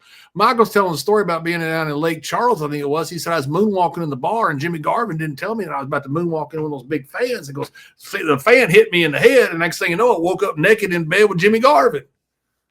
And I said, Michael, you probably need to explain some of this to us. He goes, well, that's what happened. I don't doubt it. Don't doubt it whatsoever. So, yeah, Michael he's crazy. Nicest guy in the world. Well, I can tell some more stories, but I can't tell them on fucking air. I called her and say, Michael, do you know so-and-so? Oh, yeah, ask him about the time. I go, Michael, I don't think I can ask him that. That's one thing I don't think I can fucking ask him. Well, something I know I can ask you is, hey, do you own a handgun for self-defense? Because if you do, you need stop box. You see, your storage likely fits into one of 2 frustrating categories for your handgun. It's either locked away or it's out of reach in case of an emergency, or maybe it's just unsecured, which means it's vulnerable for anyone. Well, Stopbox USA saw the problem and designed a groundbreaking solution. Of course, I'm bragging about the Stopbox Pro. With the Stopbox Pro, you'll never have to choose between security and readiness again. Its ingenious push-button locking system gives you fast, reliable access when every second matters, without the hassle of keys or reliance on batteries. It's 100% mechanical, so it works every time, no power needed. And with the Stopbox USA, you can finally have both security and readiness. With Stopbox Pro's mechanical keyless system, it allows for fast, secure access without the risk of fumbling for keys when every second counts. It's also battery free, so you never have to worry about your lock not working. You also don't have to worry about tariffs because everything is made right here in the USA. All Stopbox products are made in their own facility here in America, which creates meaningful jobs for the American worker, and it also guarantees the highest quality craftsmanship of every product sent out. Speaking of America, the Stopbox Pro is TSA compliant. How about that? You can travel with the Stopbox Pro. And right now, for a limited time, our listeners can get 15% off at Stopbox when you use the code STW at checkout. Head on over to StopboxUSA.com and use the code STW for 15% off your entire order. After you purchase, they're going to ask you where you heard about them. Please support our show and tell them we sent you. That's StopboxUSA.com, and the promo code is STW. Get yourself 15% off. I'm excited to lost money on a death pool on Michael Hayes. And Jake Roberts. And Jake's like see him now. He's like happy as he can be. He's got a beautiful wife. He like shows up. This is quite remarkable. Wait, who has a beautiful wife? Jake Roberts. Oh, okay. Yeah, I thought you were saying Michael Hayes, and I'm like, wait a minute now. I'm married to the business speech about a dozen times, so I didn't think you were talking about Hayes. His wife was part of the Doral golf tournament that helped us when he drove the golf cart in the lake. Michael Hayes drove a golf cart in the lake? Yeah. Have you told me that story before? I don't know. I got to hear this. Michael Hayes. So we're at the Doral golf tournament, and Michael Hayes is there with his wife. And we're sitting there, and this was Buster Douglas was there. Like Jermaine Jackson was there. Sergeant Slaughter put it on. It was huge, man. We didn't have any money, so we were like down there, and it was awesome. We're sitting at the Doral, this famous golf course. All these great people. They thought we were rich too, but we didn't have any money. We weren't making any money. We're just on TV all the time. So we're down there. So it's like 5:00 in the morning, and Michael gets up and goes to the bathroom. And I asked his wife, I said, hey, are you right beside me in room 148? She goes, no, we're in 232. I said, okay. Well, anyway, now I got his room number. So when the bill comes, I sat there and I'm like Elon Musk. I mean, I go, I got it. Give her. So I don't have the money for this bill, man. This thing, it's outrageous. I can't remember what it was. It was huge. I said, I got it. Taker's sitting there. Taker says, hey, John, let me get that. I go, no, I got it. I'm a big shot. I'm big shot. I got Michael's room number. So I said, I got it. I go, what's 20% of 1,500? And I'm just like Taker's like, John, please let me pay for this. And no, I got it. So I leave this huge tip on it, later sign it to Michael's room. So get up to leave, and Taker pulls me aside. He goes, John, I'm not trying to embarrass you. He goes, but please. He goes, I'm doing okay, and I know you're new with the company. He goes, why don't you let me pay for it? I go, no, I got it. No big deal. And he goes, let me pay half of it. I said, I signed it to Michael's room.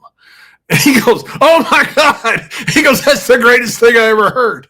So Michael, we're about to tee off like an hour and a half later, and Michael is driving up in his golf cart, and he's flying. He's hurt. Now he's found out that I charged this bill to his room. And we're gonna pay for it. We're not gonna tell him.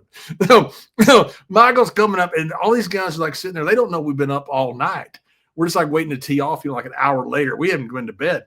Michael comes up, and he's going to drive up on the tee, which you're not supposed to do, and he's going to stop. And I think he's going to get out and punch me. So I'm like sitting there watching him. Going, oh, he is mad. His hair's all out. Got his Zubaz on, and he's cutting a promo. You think you got more? I got more shower time. You got ring time. You greenhorn rookie. You want to fuck with the Freebird? Don't nobody mess with Freebird, Bradshaw. I'm like, oh my God.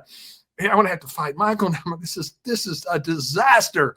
Like all these people are here. Michael comes up and he's flying in his golf cart, and he comes up on the tee and he hits the brakes right in front of me, and there's dew on the ground, and he slides right over the tee, right down the hill and right to the lake.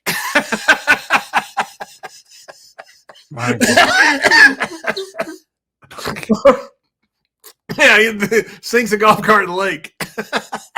And as he's going down, like, fuck you, Bradshaw. He's going down with the ship. Only on Something to Wrestle. Remind everybody again whose show this really is, John. Well, it ain't that other. It ain't this guy's. I'm telling you, it's not this guy here. It's not. I love you. I love you. I love you. I love you. I love you. I love you. No, it's not. It's my show. JBL Bradshaw 316 says, I just stole your fucking podcast.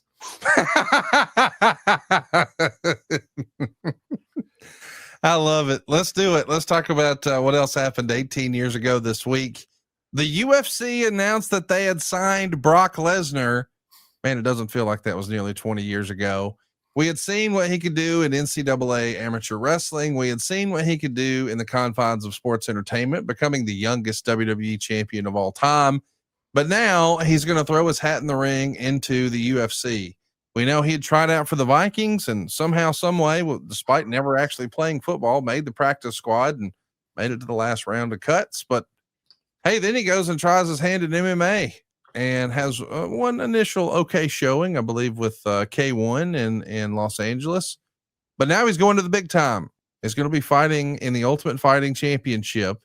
And it was on this day in 2007 at the UFC 77 pay-per-view, which had Anderson Silva against Rich Franklin. What a lopsided beating that was, where we announced the signing of Brock Lesnar.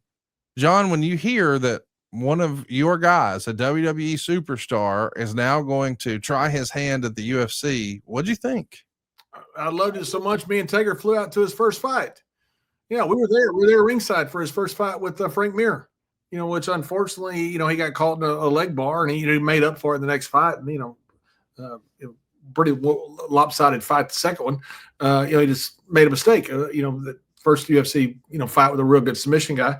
But yeah, I loved it so much. We flew out there just to watch him and support him. Look, I loved what he was doing. I thought he was great.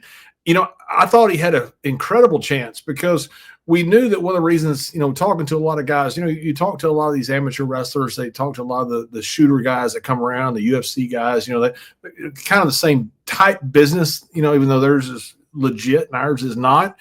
But, we share, crowds, we share arenas, a lot of guys and WWE were big fans of UFC. So he got to talk to a lot of these guys. Brock was a national champion just because he was so freaking big and strong. He just beat people up. So we knew he had a great chance of being a UFC champion, and we were certainly hoping that he would be. And he did it and made a huge name for himself. And that tells you something about guys that leave the business and make a name for themselves and come back. If you leave the business and don't make a name for yourself, it's one thing. Brock became the biggest draw in, I guess, the history of probably UFC, at least at the time, and of WWE, at least at the time. And beat the legend Frank Couture. Man, what a freaking fight that was. I was at that Couture fight. Couldn't wait to be there. I couldn't believe he was getting a shot. I'm glad he was getting a shot. I mean, Brock really broke a lot of records and paved a lot of ground. And I know these days he's not well liked in certain wrestling fandom circles, but his debut fight with the UFC had over 500,000 buys. And just like that, the UFC was in the Brock Lesnar business. Yeah. And I know that he was a force in amateur wrestling, and I know he had a really incredible run with really great matches with Eddie Guerrero. But I think I would argue that, respectfully, Brock Lesnar was not really a draw until after he went through the UFC. But on the other side of this UFC run, he is a megastar. Yeah. And I think it was the ability to, well, there's just not another human walking around like Brock Lesnar. And once he could show what he could really do, not just from storytelling, like we've seen him do that in WWE, but I mean, just being a legit badass motherfucker. When the world saw that, they were like, oh, I got to see this guy.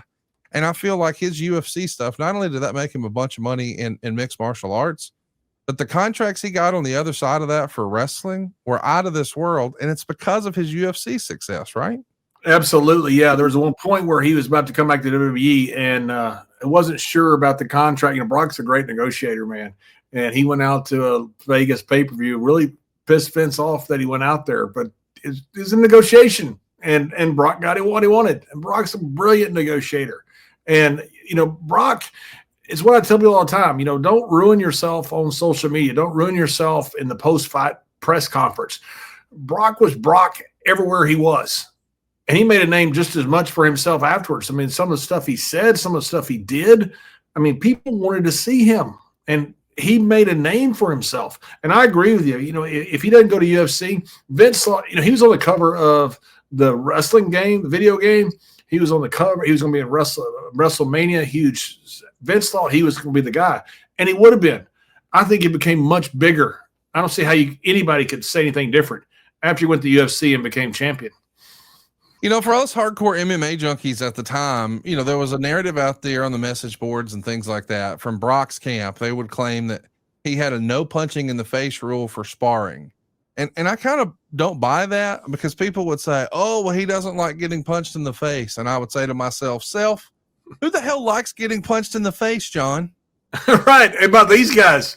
These guys can knock out a horse. Yes. I mean, it's not like, say, oh, it's hard. It doesn't like getting hit.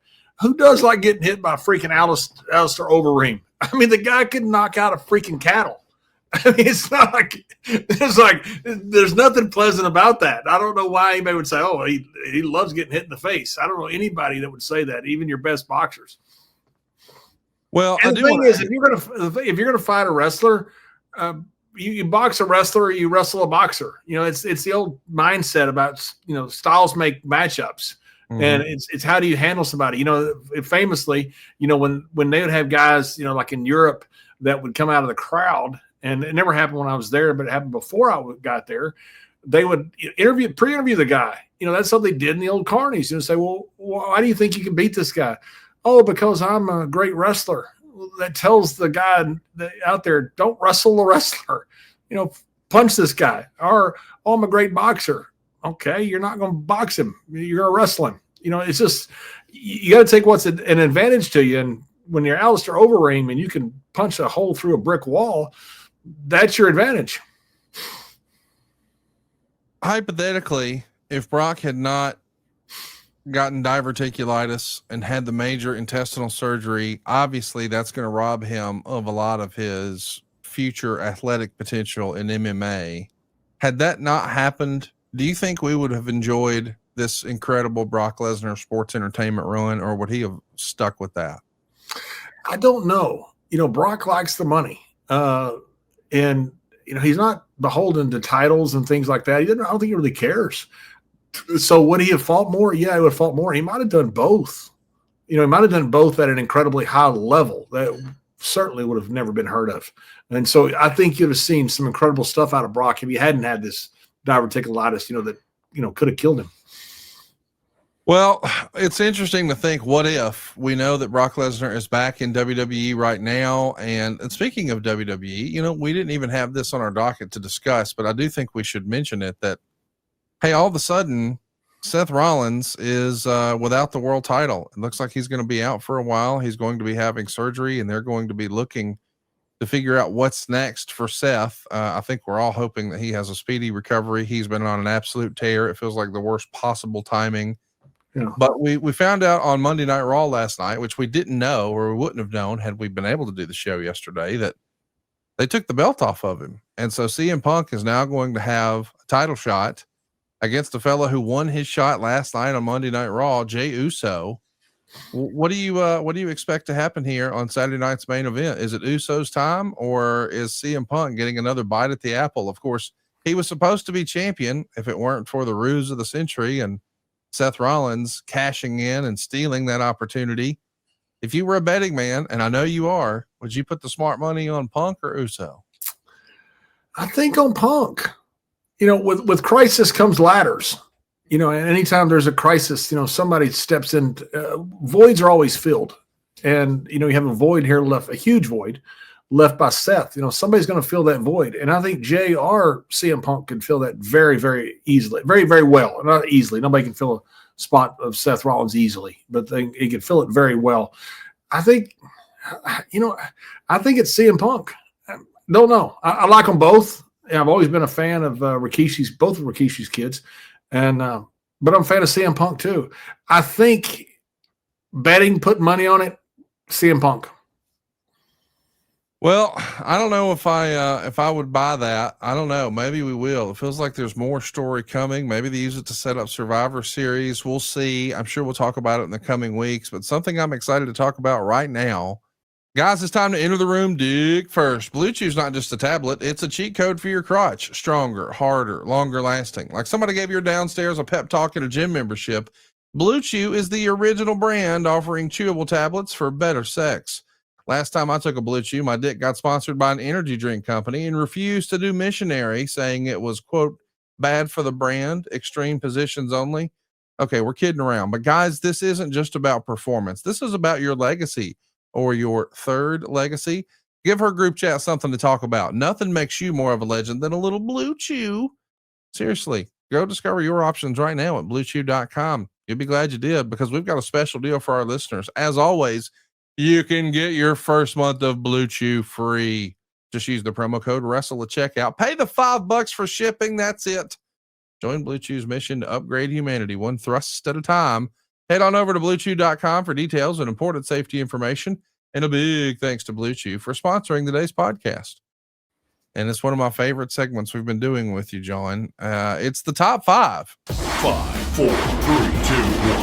It's time to count down the top 5. Brought to you by SaveWithConrad.com. And today's episode of Top 5 is going to be JBL's top 5 most underrated big men. This is a topic that a lot of people have talked about for a long time. Who are the best big men? We're going to get to the bottom of it right now. Coming in at number 5, you've got a tie here. Vader and Mark Henry. And you wrote 2 absolute monsters who don't get the full credit they deserve. Let's hear about it. Yeah, and I want to make sure we're not talking about giants here. So we're taking out Big Show. We're talking about Andre. We're taking out Giant Baba. So we're taking out the giants that come along. We're talking about just what we'd call the big men. And I think these are 2 of the best, certainly of all time. Certainly that's why they're in the top 5. Vader was unbelievable how good he was. The matches he had with Sting in the early 90s were just incredible. The matches he had in Japan, Vader was just different. Brad Reingens trained me and trained Leon also. And when Leon came there to Brad. Brad said, "What can you do that's impressive?" Leon walked around his dojo there on his hands. Literally, this 400-pound man was walking around on his hands. I mean, Vader was an incredible athlete. He's a former top draft pick in the NFL. Vader was an unbelievable, great big man. By the time he got to WWE, he wasn't the same. You know, he had lost a bit of a step. He wished WWE had got him in the early 90s. Mark Henry's the same. I mean, there's people that will tell you that Mark Henry, and I'm in this camp, that Mark Henry could be the strongest man of all time, literally of all time. Stronger than Louis Sears, stronger than Kazmaier, stronger than every single person that ever has walked on this planet. And Mark, it took him a little while to get it, but when he got it, Mark was fantastic.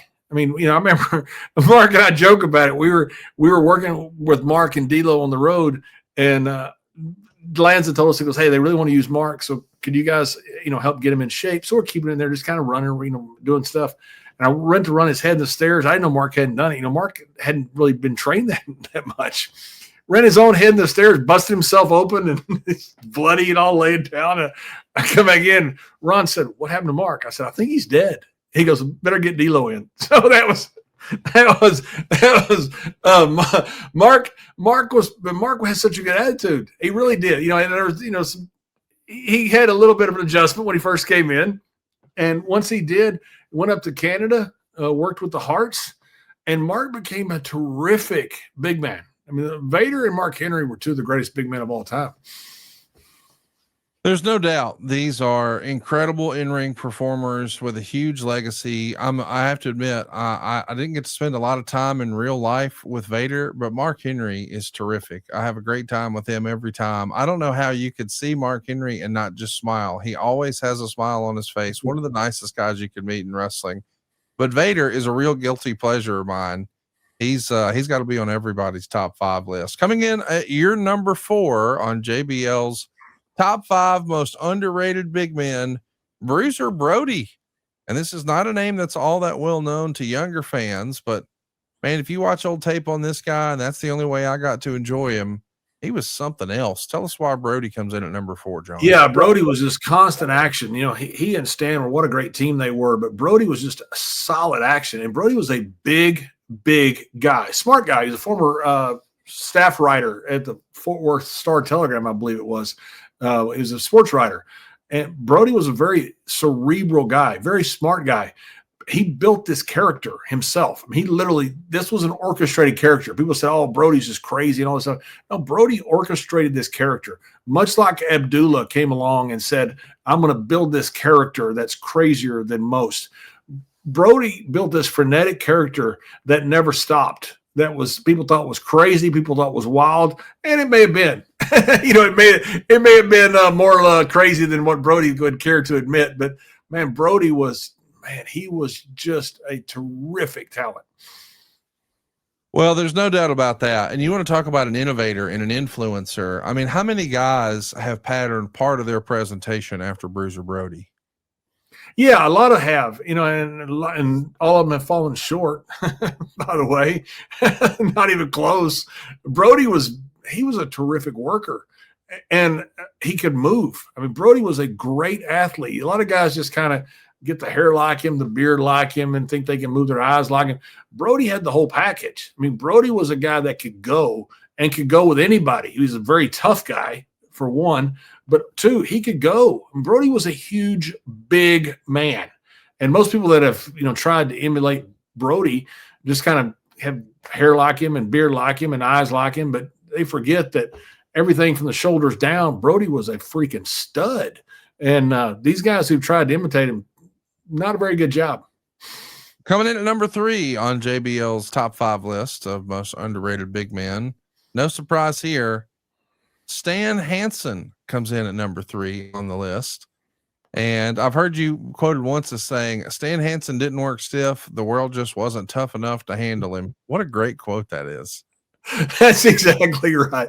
And Stan didn't care getting hit back. You know, Brody didn't either. You know, when you work like that, the problem is if you don't like to get hit back. Stan didn't care. Stan didn't care getting hit. He didn't matter. You know, he and Brody, when they came out, I mean, look at this guy, man. When they came out, you had to see it in person to believe it.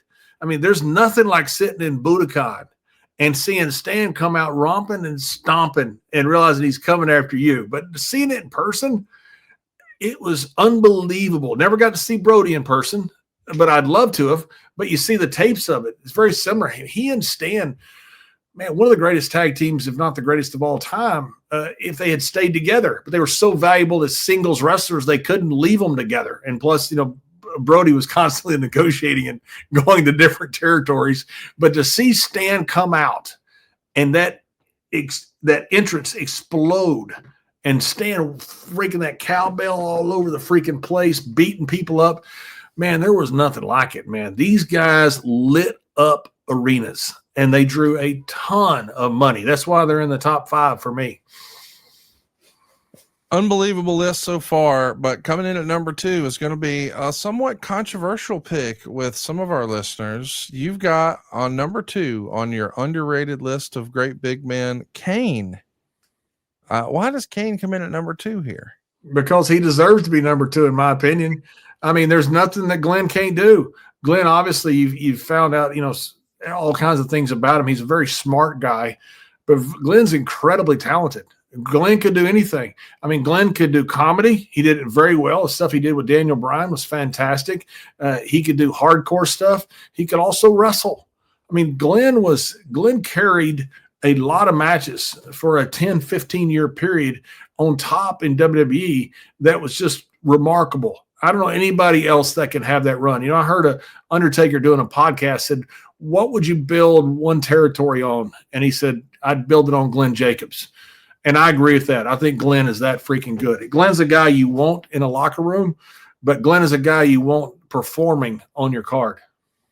I got to admit, it's hard for me to wrap my head around underrated. Like, I feel like he should be in every wrestling Hall of Fame for all the reasons you listed. I mean, the longevity, the perseverance, the ability to make it work as a single, as a tag, as a baby, as a heel, with a mask, without a mask, serious, comedy, everywhere in between. Feels like he did it all, but maybe you're right. Maybe some of his political affiliations does make him underrated, because it does feel like he's excluded from some of those conversations. But when I think of big man Kane, when it comes to WWE, he's got to be near the top of the list. Yeah, I think so. And I think not just the political affiliations, but seeing him without the gimmick on, seeing him, talking, he's a very cerebral guy. Glenn's a very smart guy. He's very much a student of history, especially economic history. He can lecture you on Keynesian models and all kinds of crazy things, that smart people are able to lecture people on. So when you see that, it takes you away from this monster that he was, this character that he played. And I think that is a lot of things has hurt his legacy, not necessarily his views, but the fact that you see him and you think, okay, you're more associated with this guy who's just a really smart guy than this monster that was out there that was just incredible big guy. Fortunately for the world, they're both. Coming in at number 1 on JBL's top 5 list of the most underrated big men, The Undertaker. Oh, you got some explaining to do here. Who the hell is underrating The Undertaker? How's he come in at number 1? But you talk about the greatest big men of all time. He's not on everybody's list. It's crazy to me. He's 6'8", 6'10", whatever he is. He's 320, 330 pounds when he's at his peak. And you sit there and look at it, and then people want to bring up all kinds of different guys ahead of Undertaker.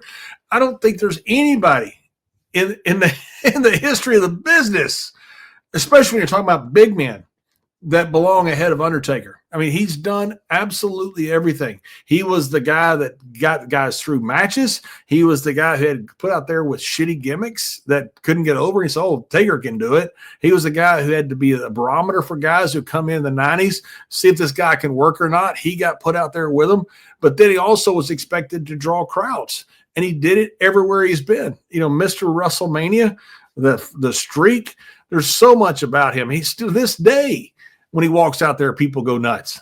The greatest big man in the history of the business. Well, there you go. There's JBL's top 5 greatest big men or most underrated big men. We want to hear from you in the comments. Who do you think should be in the top 5 of most underrated big men? Who are your top 5 most underrated big men? Let us know in the comments. And I did want to run through some honorable mentions, John. You always want to make sure everybody gets their flowers. Otto Wanz gets on your list. He's the Austrian powerhouse, and he brought a lot of credibility to European wrestling. But why is he an honorable mention? Hey, Otto they told me he had the world record for breaking phone books in half. I don't know if that's true or not, but I saw Otto just rip these massive phone books in half. Otto was a super tough guy, but let me tell you how over Otto was. So we were going down to, I think, Ljubljana. We're going from Vienna, I believe it was, not Graz. We were going from Vienna, I think. Maybe we've been going from Graz down to, I think it's Slovenia, the former Yugoslavia. Just south of that was Croatia, where the war was still going all the time. Otto forgot his passport. So Otto's going basically toward a war zone. He calls up ahead. He goes, "This is Otto Wanz. I forgot my passport." They're going, "Oh, Otto, it'd be great to see you." Otto got into another country without his passport. He was so freaking over. He got down there. Everybody wanted to take pictures with him. He came back through from the other side. Same thing. He's like, "Oh my God, it's Otto." He goes, "I don't have my passport." Like, "Oh, don't worry about it, Otto. It's not a big deal." Otto grew up with Arnold Schwarzenegger in Graz. Arnold was, except for Arnold, the biggest star in Austria. I don't think it's even close. I mean, Otto drew huge crowds. He became AWA champion. That was kind of more like, similar to how Baba got it from Jack Briscoe for a while. Just kind of wanted to be champion for a while, a little favor. But Otto was a massive draw in Europe and a terrific big man. He called a spot one time to Vader, "Break my nose." That was the spot he called, and Vader broke his nose. Otto was a tough guy, but man, he was over like crazy. Break my nose is the greatest to call in the history of wrestling. Yeah, he told Vader, "Break my nose," and Vader just open hand palm struck him right in the nose. It's all on tape. Let's talk about Don Leo Jonathan. Decades ahead of his time is what you wrote. I'll admit, I need to learn some more. Drop some knowledge on me here, John. Yeah, the giant Mormon. His second generation. His dad was a brother Jonathan, I believe, or whatever it was. Don Leo Jonathan. Yeah, he was a terrific draw in Canada. He's from Utah, and went up to Canada. One of Andre's favorite guys, but he was a drop kick specialist. He was like 6'10" and whatever he weighed. He was a huge man. He was a bodybuilder and becomes this wrestler. And just would throw drop kick after drop kick. Famous match with him and the Destroyer throwing drop kicks. He used to do it in Japan all the time. I mean, it was unbelievable. Knocked the referee out with a drop kick one time by mistake. Caught him right on the button. A terrific talent, a terrific athlete. But, man, he was a huge draw. People, let's talk about giants. He is so overlooked by so many people. But in Canada, especially in Toronto area, that man was a massive draw everywhere he went. A great wrestler and apparently a terrific human being. Yokozuna, probably no surprise that he is on your honorable mention list. I mean, one of the biggest competitors in the history of WWE. Why does he make your list? Because he could work. I mean, Yoko could just flat work. I mean, Yoko, I'd sit there watching him in the dressing room rapping. He was a very entertaining guy, just all around. But he could work. And he could have matches with anybody. Taker loved having matches with him because Yoko, especially after he had to deal with Giant Gonzalez, all of a sudden he gets Yoko, a guy that can work. Yoko was a terrific worker, big, tough guy, but he could do anything. Yoko could talk, but they didn't have him talking because he was always in, some character where you had a manager, a mouthpiece talking for him or something. But Yoko was a terrific big guy that could move. Even when he got to 600-700 pounds, he could still move. Let's talk a little bit about the last one on the last name on your underrated list, and I'm tickled to see it. Kevin Nash makes your honorable mention list. Why do you think so many people are down on Kevin? What do you see that they don't see? Kevin changed the business.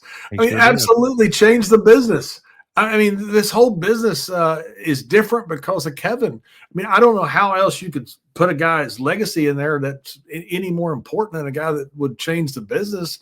I mean, when he went to WCW, that's what started the Monday Night Wars. That's what started guaranteed contracts. I mean, everything we have right now, Kevin was a huge part of it.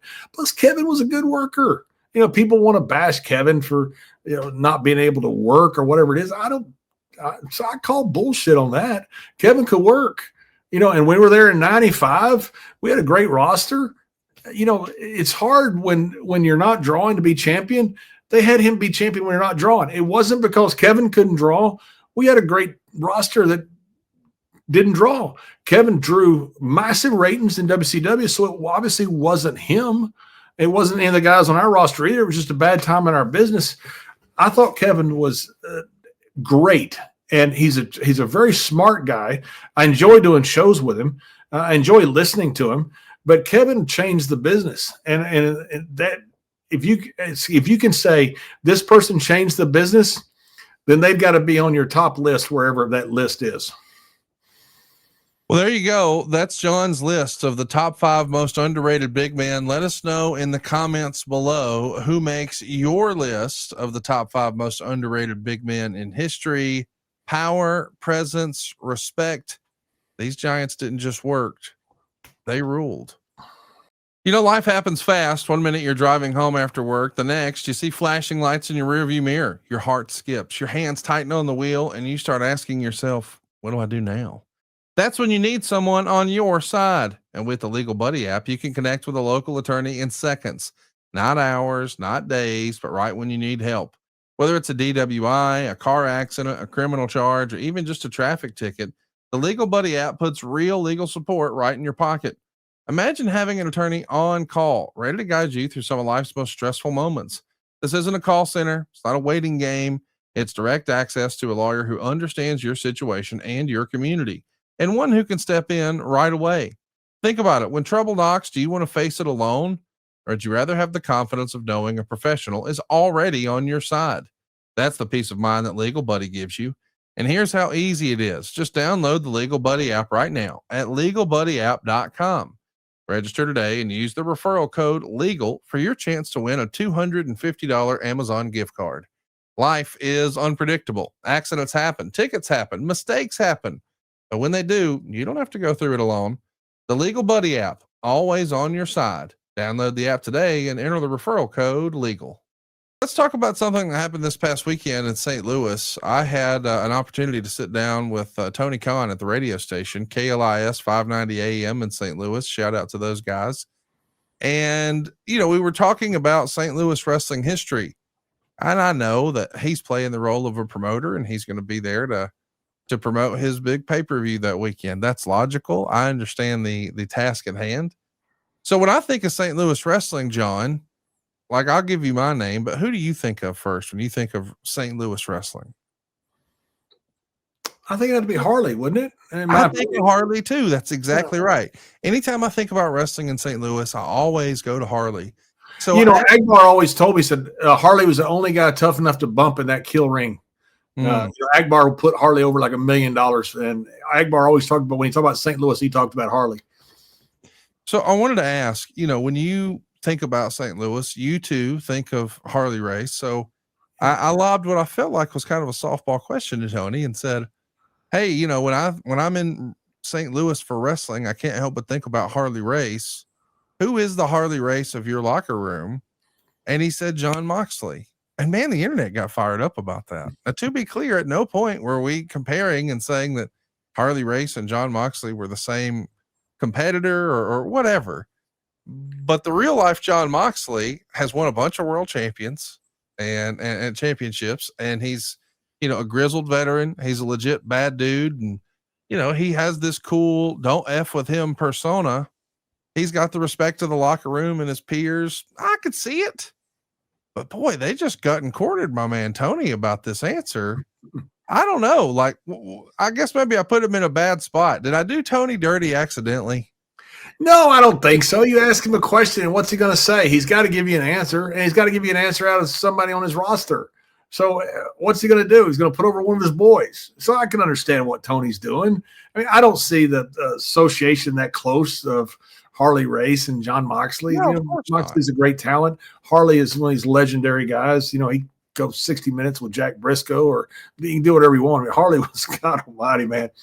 I saw, Ace still, came out pretty strong about it, and I can understand that. That's a guy that he loves very much in Harley Race, and I'm defending his guy. But I think when you take the context of what it was said, you ask him a question, he had to answer it with somebody from his roster, and he gave you an answer, putting over one of his boys. So I have no issue with it. Yeah, I think it's kind of a silly controversy because, I mean, let's be honest. Who would you compare? Like, if you're going to make a comparison, let's do the WWE answer. Hey, who in the locker room today? Who is your Harley Race of the WWE locker room? Almost any name you say, and I'm not asking you to give me a name, but I'm saying almost any name you say now is going to be a headline somewhere. JBL compares so and so to Harley Race, and it's like that's not what he said. That's not the thing. The thing was, hey, who is that guy of your locker room? Right. I don't know. It just feels like when I saw that getting some traction, first of all, thank you for the traction. I appreciate it. But secondly, it was like, what? This is the most out of context answer of all time, John. Yeah, I completely agree. And you put him, he had to give you an answer, somebody from his roster. And so he just came up, he's putting one of his boys over. I have no issue with this whatsoever. Not have no issue with boys, but the guy in the main event. So of course he's going to put over the guy in the main event. Like, duh, that makes sense. I'm here to sell tickets. I'm here to sell pay-per-views. You asked me to make a comparison. I'm going to compare it to the guy that I'm promoting who works in my locker room in the main event tomorrow. Like, what's he supposed to say? What? And I know some people out there want him to look right down the barrel of the camera and say, no one in our locker room is as good as Harley Race. Said no promoter ever. Ever. That's not ever. how you promote. Said no promoter ever. There's no promoter ever that would turn that opportunity down to promote their main event. And so I get it. I have no issue with it whatsoever. He's pushing his guy. Good God bless him. That's what promoters do. That's what promoters should do. They stick up for their guys. And no matter what you say on the internet, people are always going to say, "Oh no, Harley Race was this or Harley Race was that or Terry Funk was this or Terry Funk was that." Give me a freaking break. People love acting like they're cerebral by being negative. Nobody says positive things gets the people say they're smart. Oh yeah, I agree with that. That's a great thing. You get bashed for saying that. If you say something negative and you quote something esoteric like, oh, you didn't remember back in 1974, he went 63 minutes with Jack Briscoe, and he's all of a sudden you start quoting these things, and which means absolutely nothing in the context of the question, but it makes you appear smart. And then you get to say something and be snide and derisive and all that, and people get say, oh yeah, and you get your 3 likes on social media, and I get to block 3 more people where it's now 67,000 or whatever it is, 134. It just seems like much ado about nothing. I couldn't help but think, imagine if Vince McMahon was faced with a question like that and call it 1994. So, hey, Vince, Hulk Hogan is now working for WCW. And I know that your attendance figures are down. You must not have any wrestlers as good as Hulk Hogan, right? No, we'll never have another performer quite like Hulk Hogan. We've got Bret Hart and we're doing our best, but Lord bless him. Like, what's he supposed to say? He's supposed to say, no, man, Hogan's old news. You promote your shit. Like, it's silly to me that we're even having this conversation. Yeah, I completely agree. It's what promoters do. And you got to promote your boys. You got to put them over. And if you don't put them over, you're going to have problems from your roster. If you're going, oh yeah, you're right. No, you're right. No promoter ever would not answer that question with one of their guys, and especially one of their top guys, to give that guy a big push and a big buzz. I think it's silly, some of the crazy tribalism and the way it allows everybody to just go into clickbait Jones. And listen, I like Ace Steel. I've never had a bad interaction with him. I was a fan of his work, but I know also too, respectfully, that he's tight with CM Punk. And if someone made the comparison, oh, CM Punk is the Harley Race of the WWE locker room, half the internet's going to melt down on that too. Like, there's no way to make that comparison, but we're not saying they're the same person. We're saying, who is that? Who is as close to that in your locker room? Who is filling that role, the role that Harley filled? And of course he's going to sell tickets. I just think to myself, if I'm a St. Louis radio listener and I'm listening to 590 AM KLIS, the Lou information station, cheap plug, and I'm on the fence about, oh, there's wrestling in town this week. Okay. Yeah. I want to hear that. Oh, this is the owner of the Jaguars. He owns a wrestling league. Okay. Let's check that out. I'm in St. Louis. I know who the hell Harley Race is. If the guy gets on there and says, well, we don't have anyone nearly as good as Harley Race, well, then I don't want to go buy a ticket. I don't want to go see it. What are we doing? Who goes out and says, I made a special trip to this city to tell you how we're inferior? Nobody. It's dumb. That's not what people do. Yeah, and you don't know the context of what Ace was asked either. I mean, Ace may have been asked about the comment, and if he does, he stuck up for his guy Harley. And yeah, he saw the headline, and I get it. But the headline was Tony Khan compares Harley Race to John Moxley. It's like, well, kinda, but not really. It was a promotional interview. Heaven forbid an internet headline is misleading. Yeah, well, something that won't be misleading at all is ad-free shows Top Guy Weekend. We had Trevor Murdoch join us live on stage to tell old Harley Race stories. We were thrilled to have him with us. He got emotional telling the story. He showed us his new Harley Race tattoo with Harley's crown and his autograph on his forearm. It was fantastic. I also got a chance to catch up with David Crockett. We told some old stories about Jim Crockett Promotions and certainly Starrcade 1990. That is the dreaded Black Scorpion versus Sting, but it was a Starrcade right there in St. Louis. We caught up with Tony Schiavone and Jeff Jarrett. We had special guests like Eddie Kingston and we even saw Harley Cameron and RJ City and a whole host of others. One of my favorite visits though was with Powerhouse Hobbs. Have you ever met Hobbs? Have you ever talked to him in real life at all, John? Nope. To my knowledge, no. His story is like one out of a movie. We heard that story. There wasn't a dry eye in the house, but we've got a very special event coming before you know it. And it's going to happen Royal Rumble weekend. We call it Top Guy Rumble. We've got something special up our sleeve. I want you to make plans to join us. We're going to have game shows with Efren. We're going to have comedy shows just like we did. We'll have wrestling and we'll have a fantasy camp. We've done it before. We're doing it again. Stay tuned. We'll have all the information, but you don't want to miss this opportunity to be a top guy. It's the ultimate weekend for any wrestling fan, and it's exclusive to our top guys at adfreeshows.com. You do not want to miss the Top Guy Rumble. It will be our biggest and best event yet, where you have an opportunity to step in the ring. So go right now to adfreeshows.com, become a top guy, and use our promo code TOPGUY75. We're going to give you 75% off your first month as a top guy. That's a $75 savings right now at adfreeshows.com when you use the promo code TOPGUY75.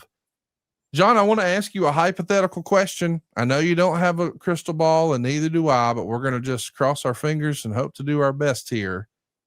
Tanahashi is going to be wrestling his last match at Wrestle Kingdom this January. It's the big Tokyo Dome event.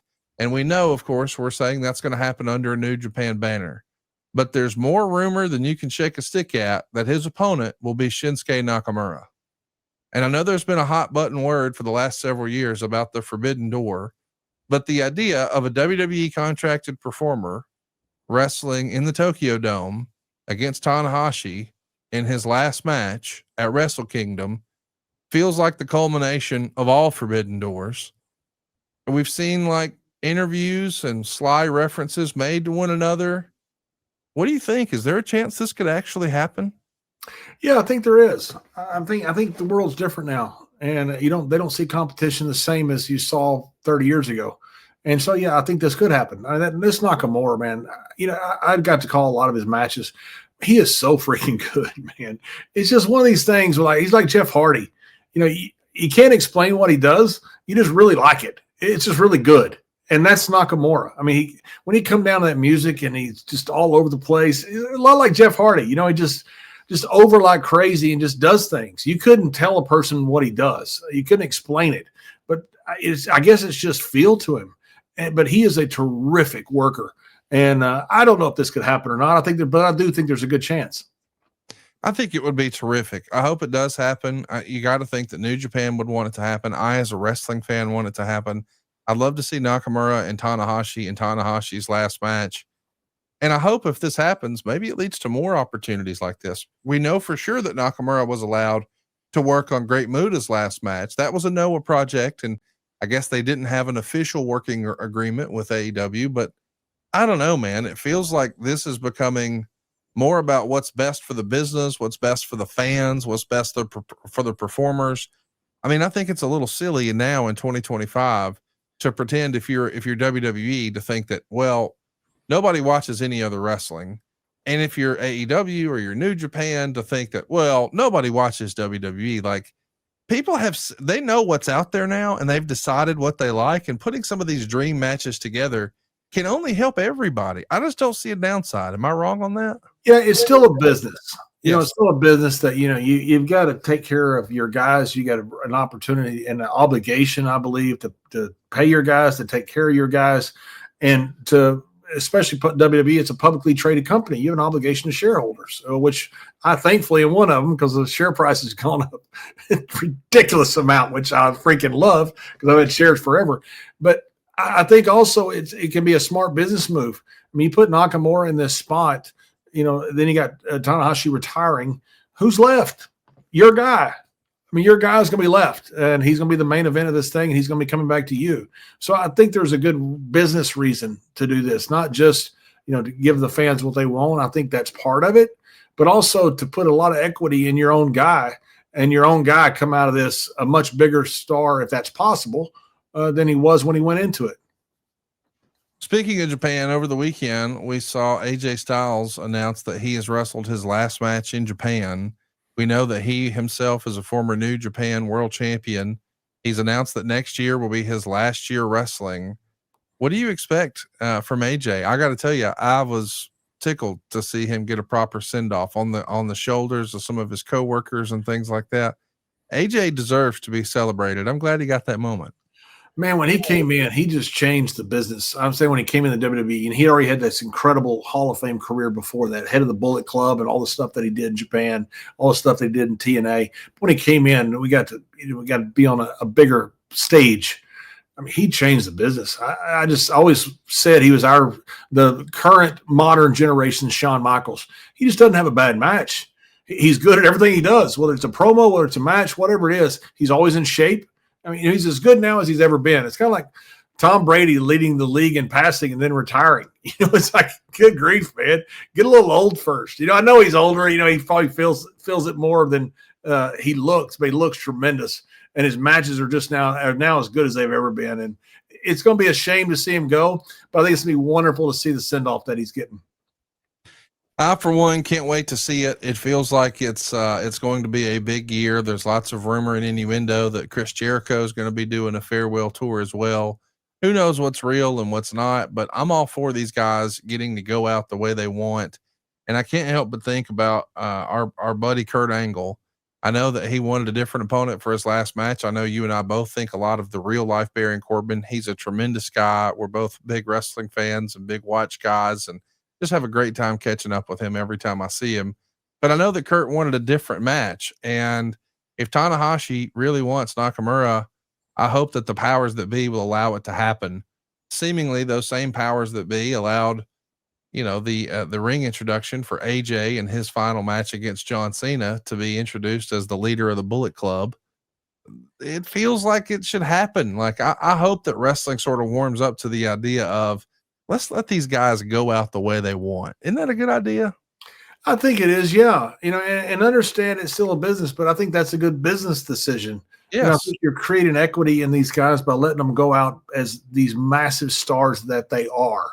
And whether you own the footage of all the parts where they're going out, I think you get the guy at the end of that is going to be yours.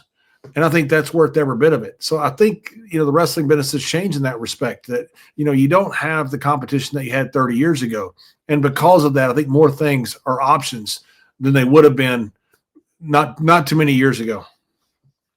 Well, we'll see what happens with Shinsuke Nakamura. We'll see what happens with AJ Styles. We'll see what happens with Chris Jericho.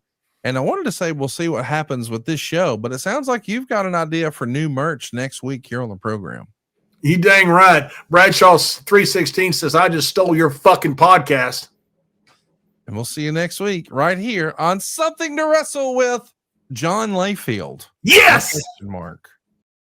Hey, it's Conrad Thompson here to tell you a little more about what adfreeshows.com is all about.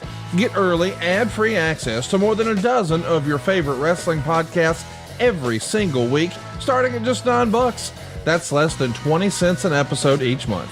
And yes, you can listen to them all directly through Apple Podcasts or your regular podcast apps. How easy is that?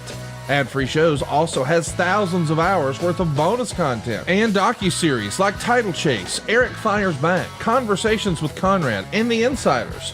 Plus new series like The Book with David Crockett, Monday Mailbags with Mike Chioda and Nick Patrick, and a whole lot more.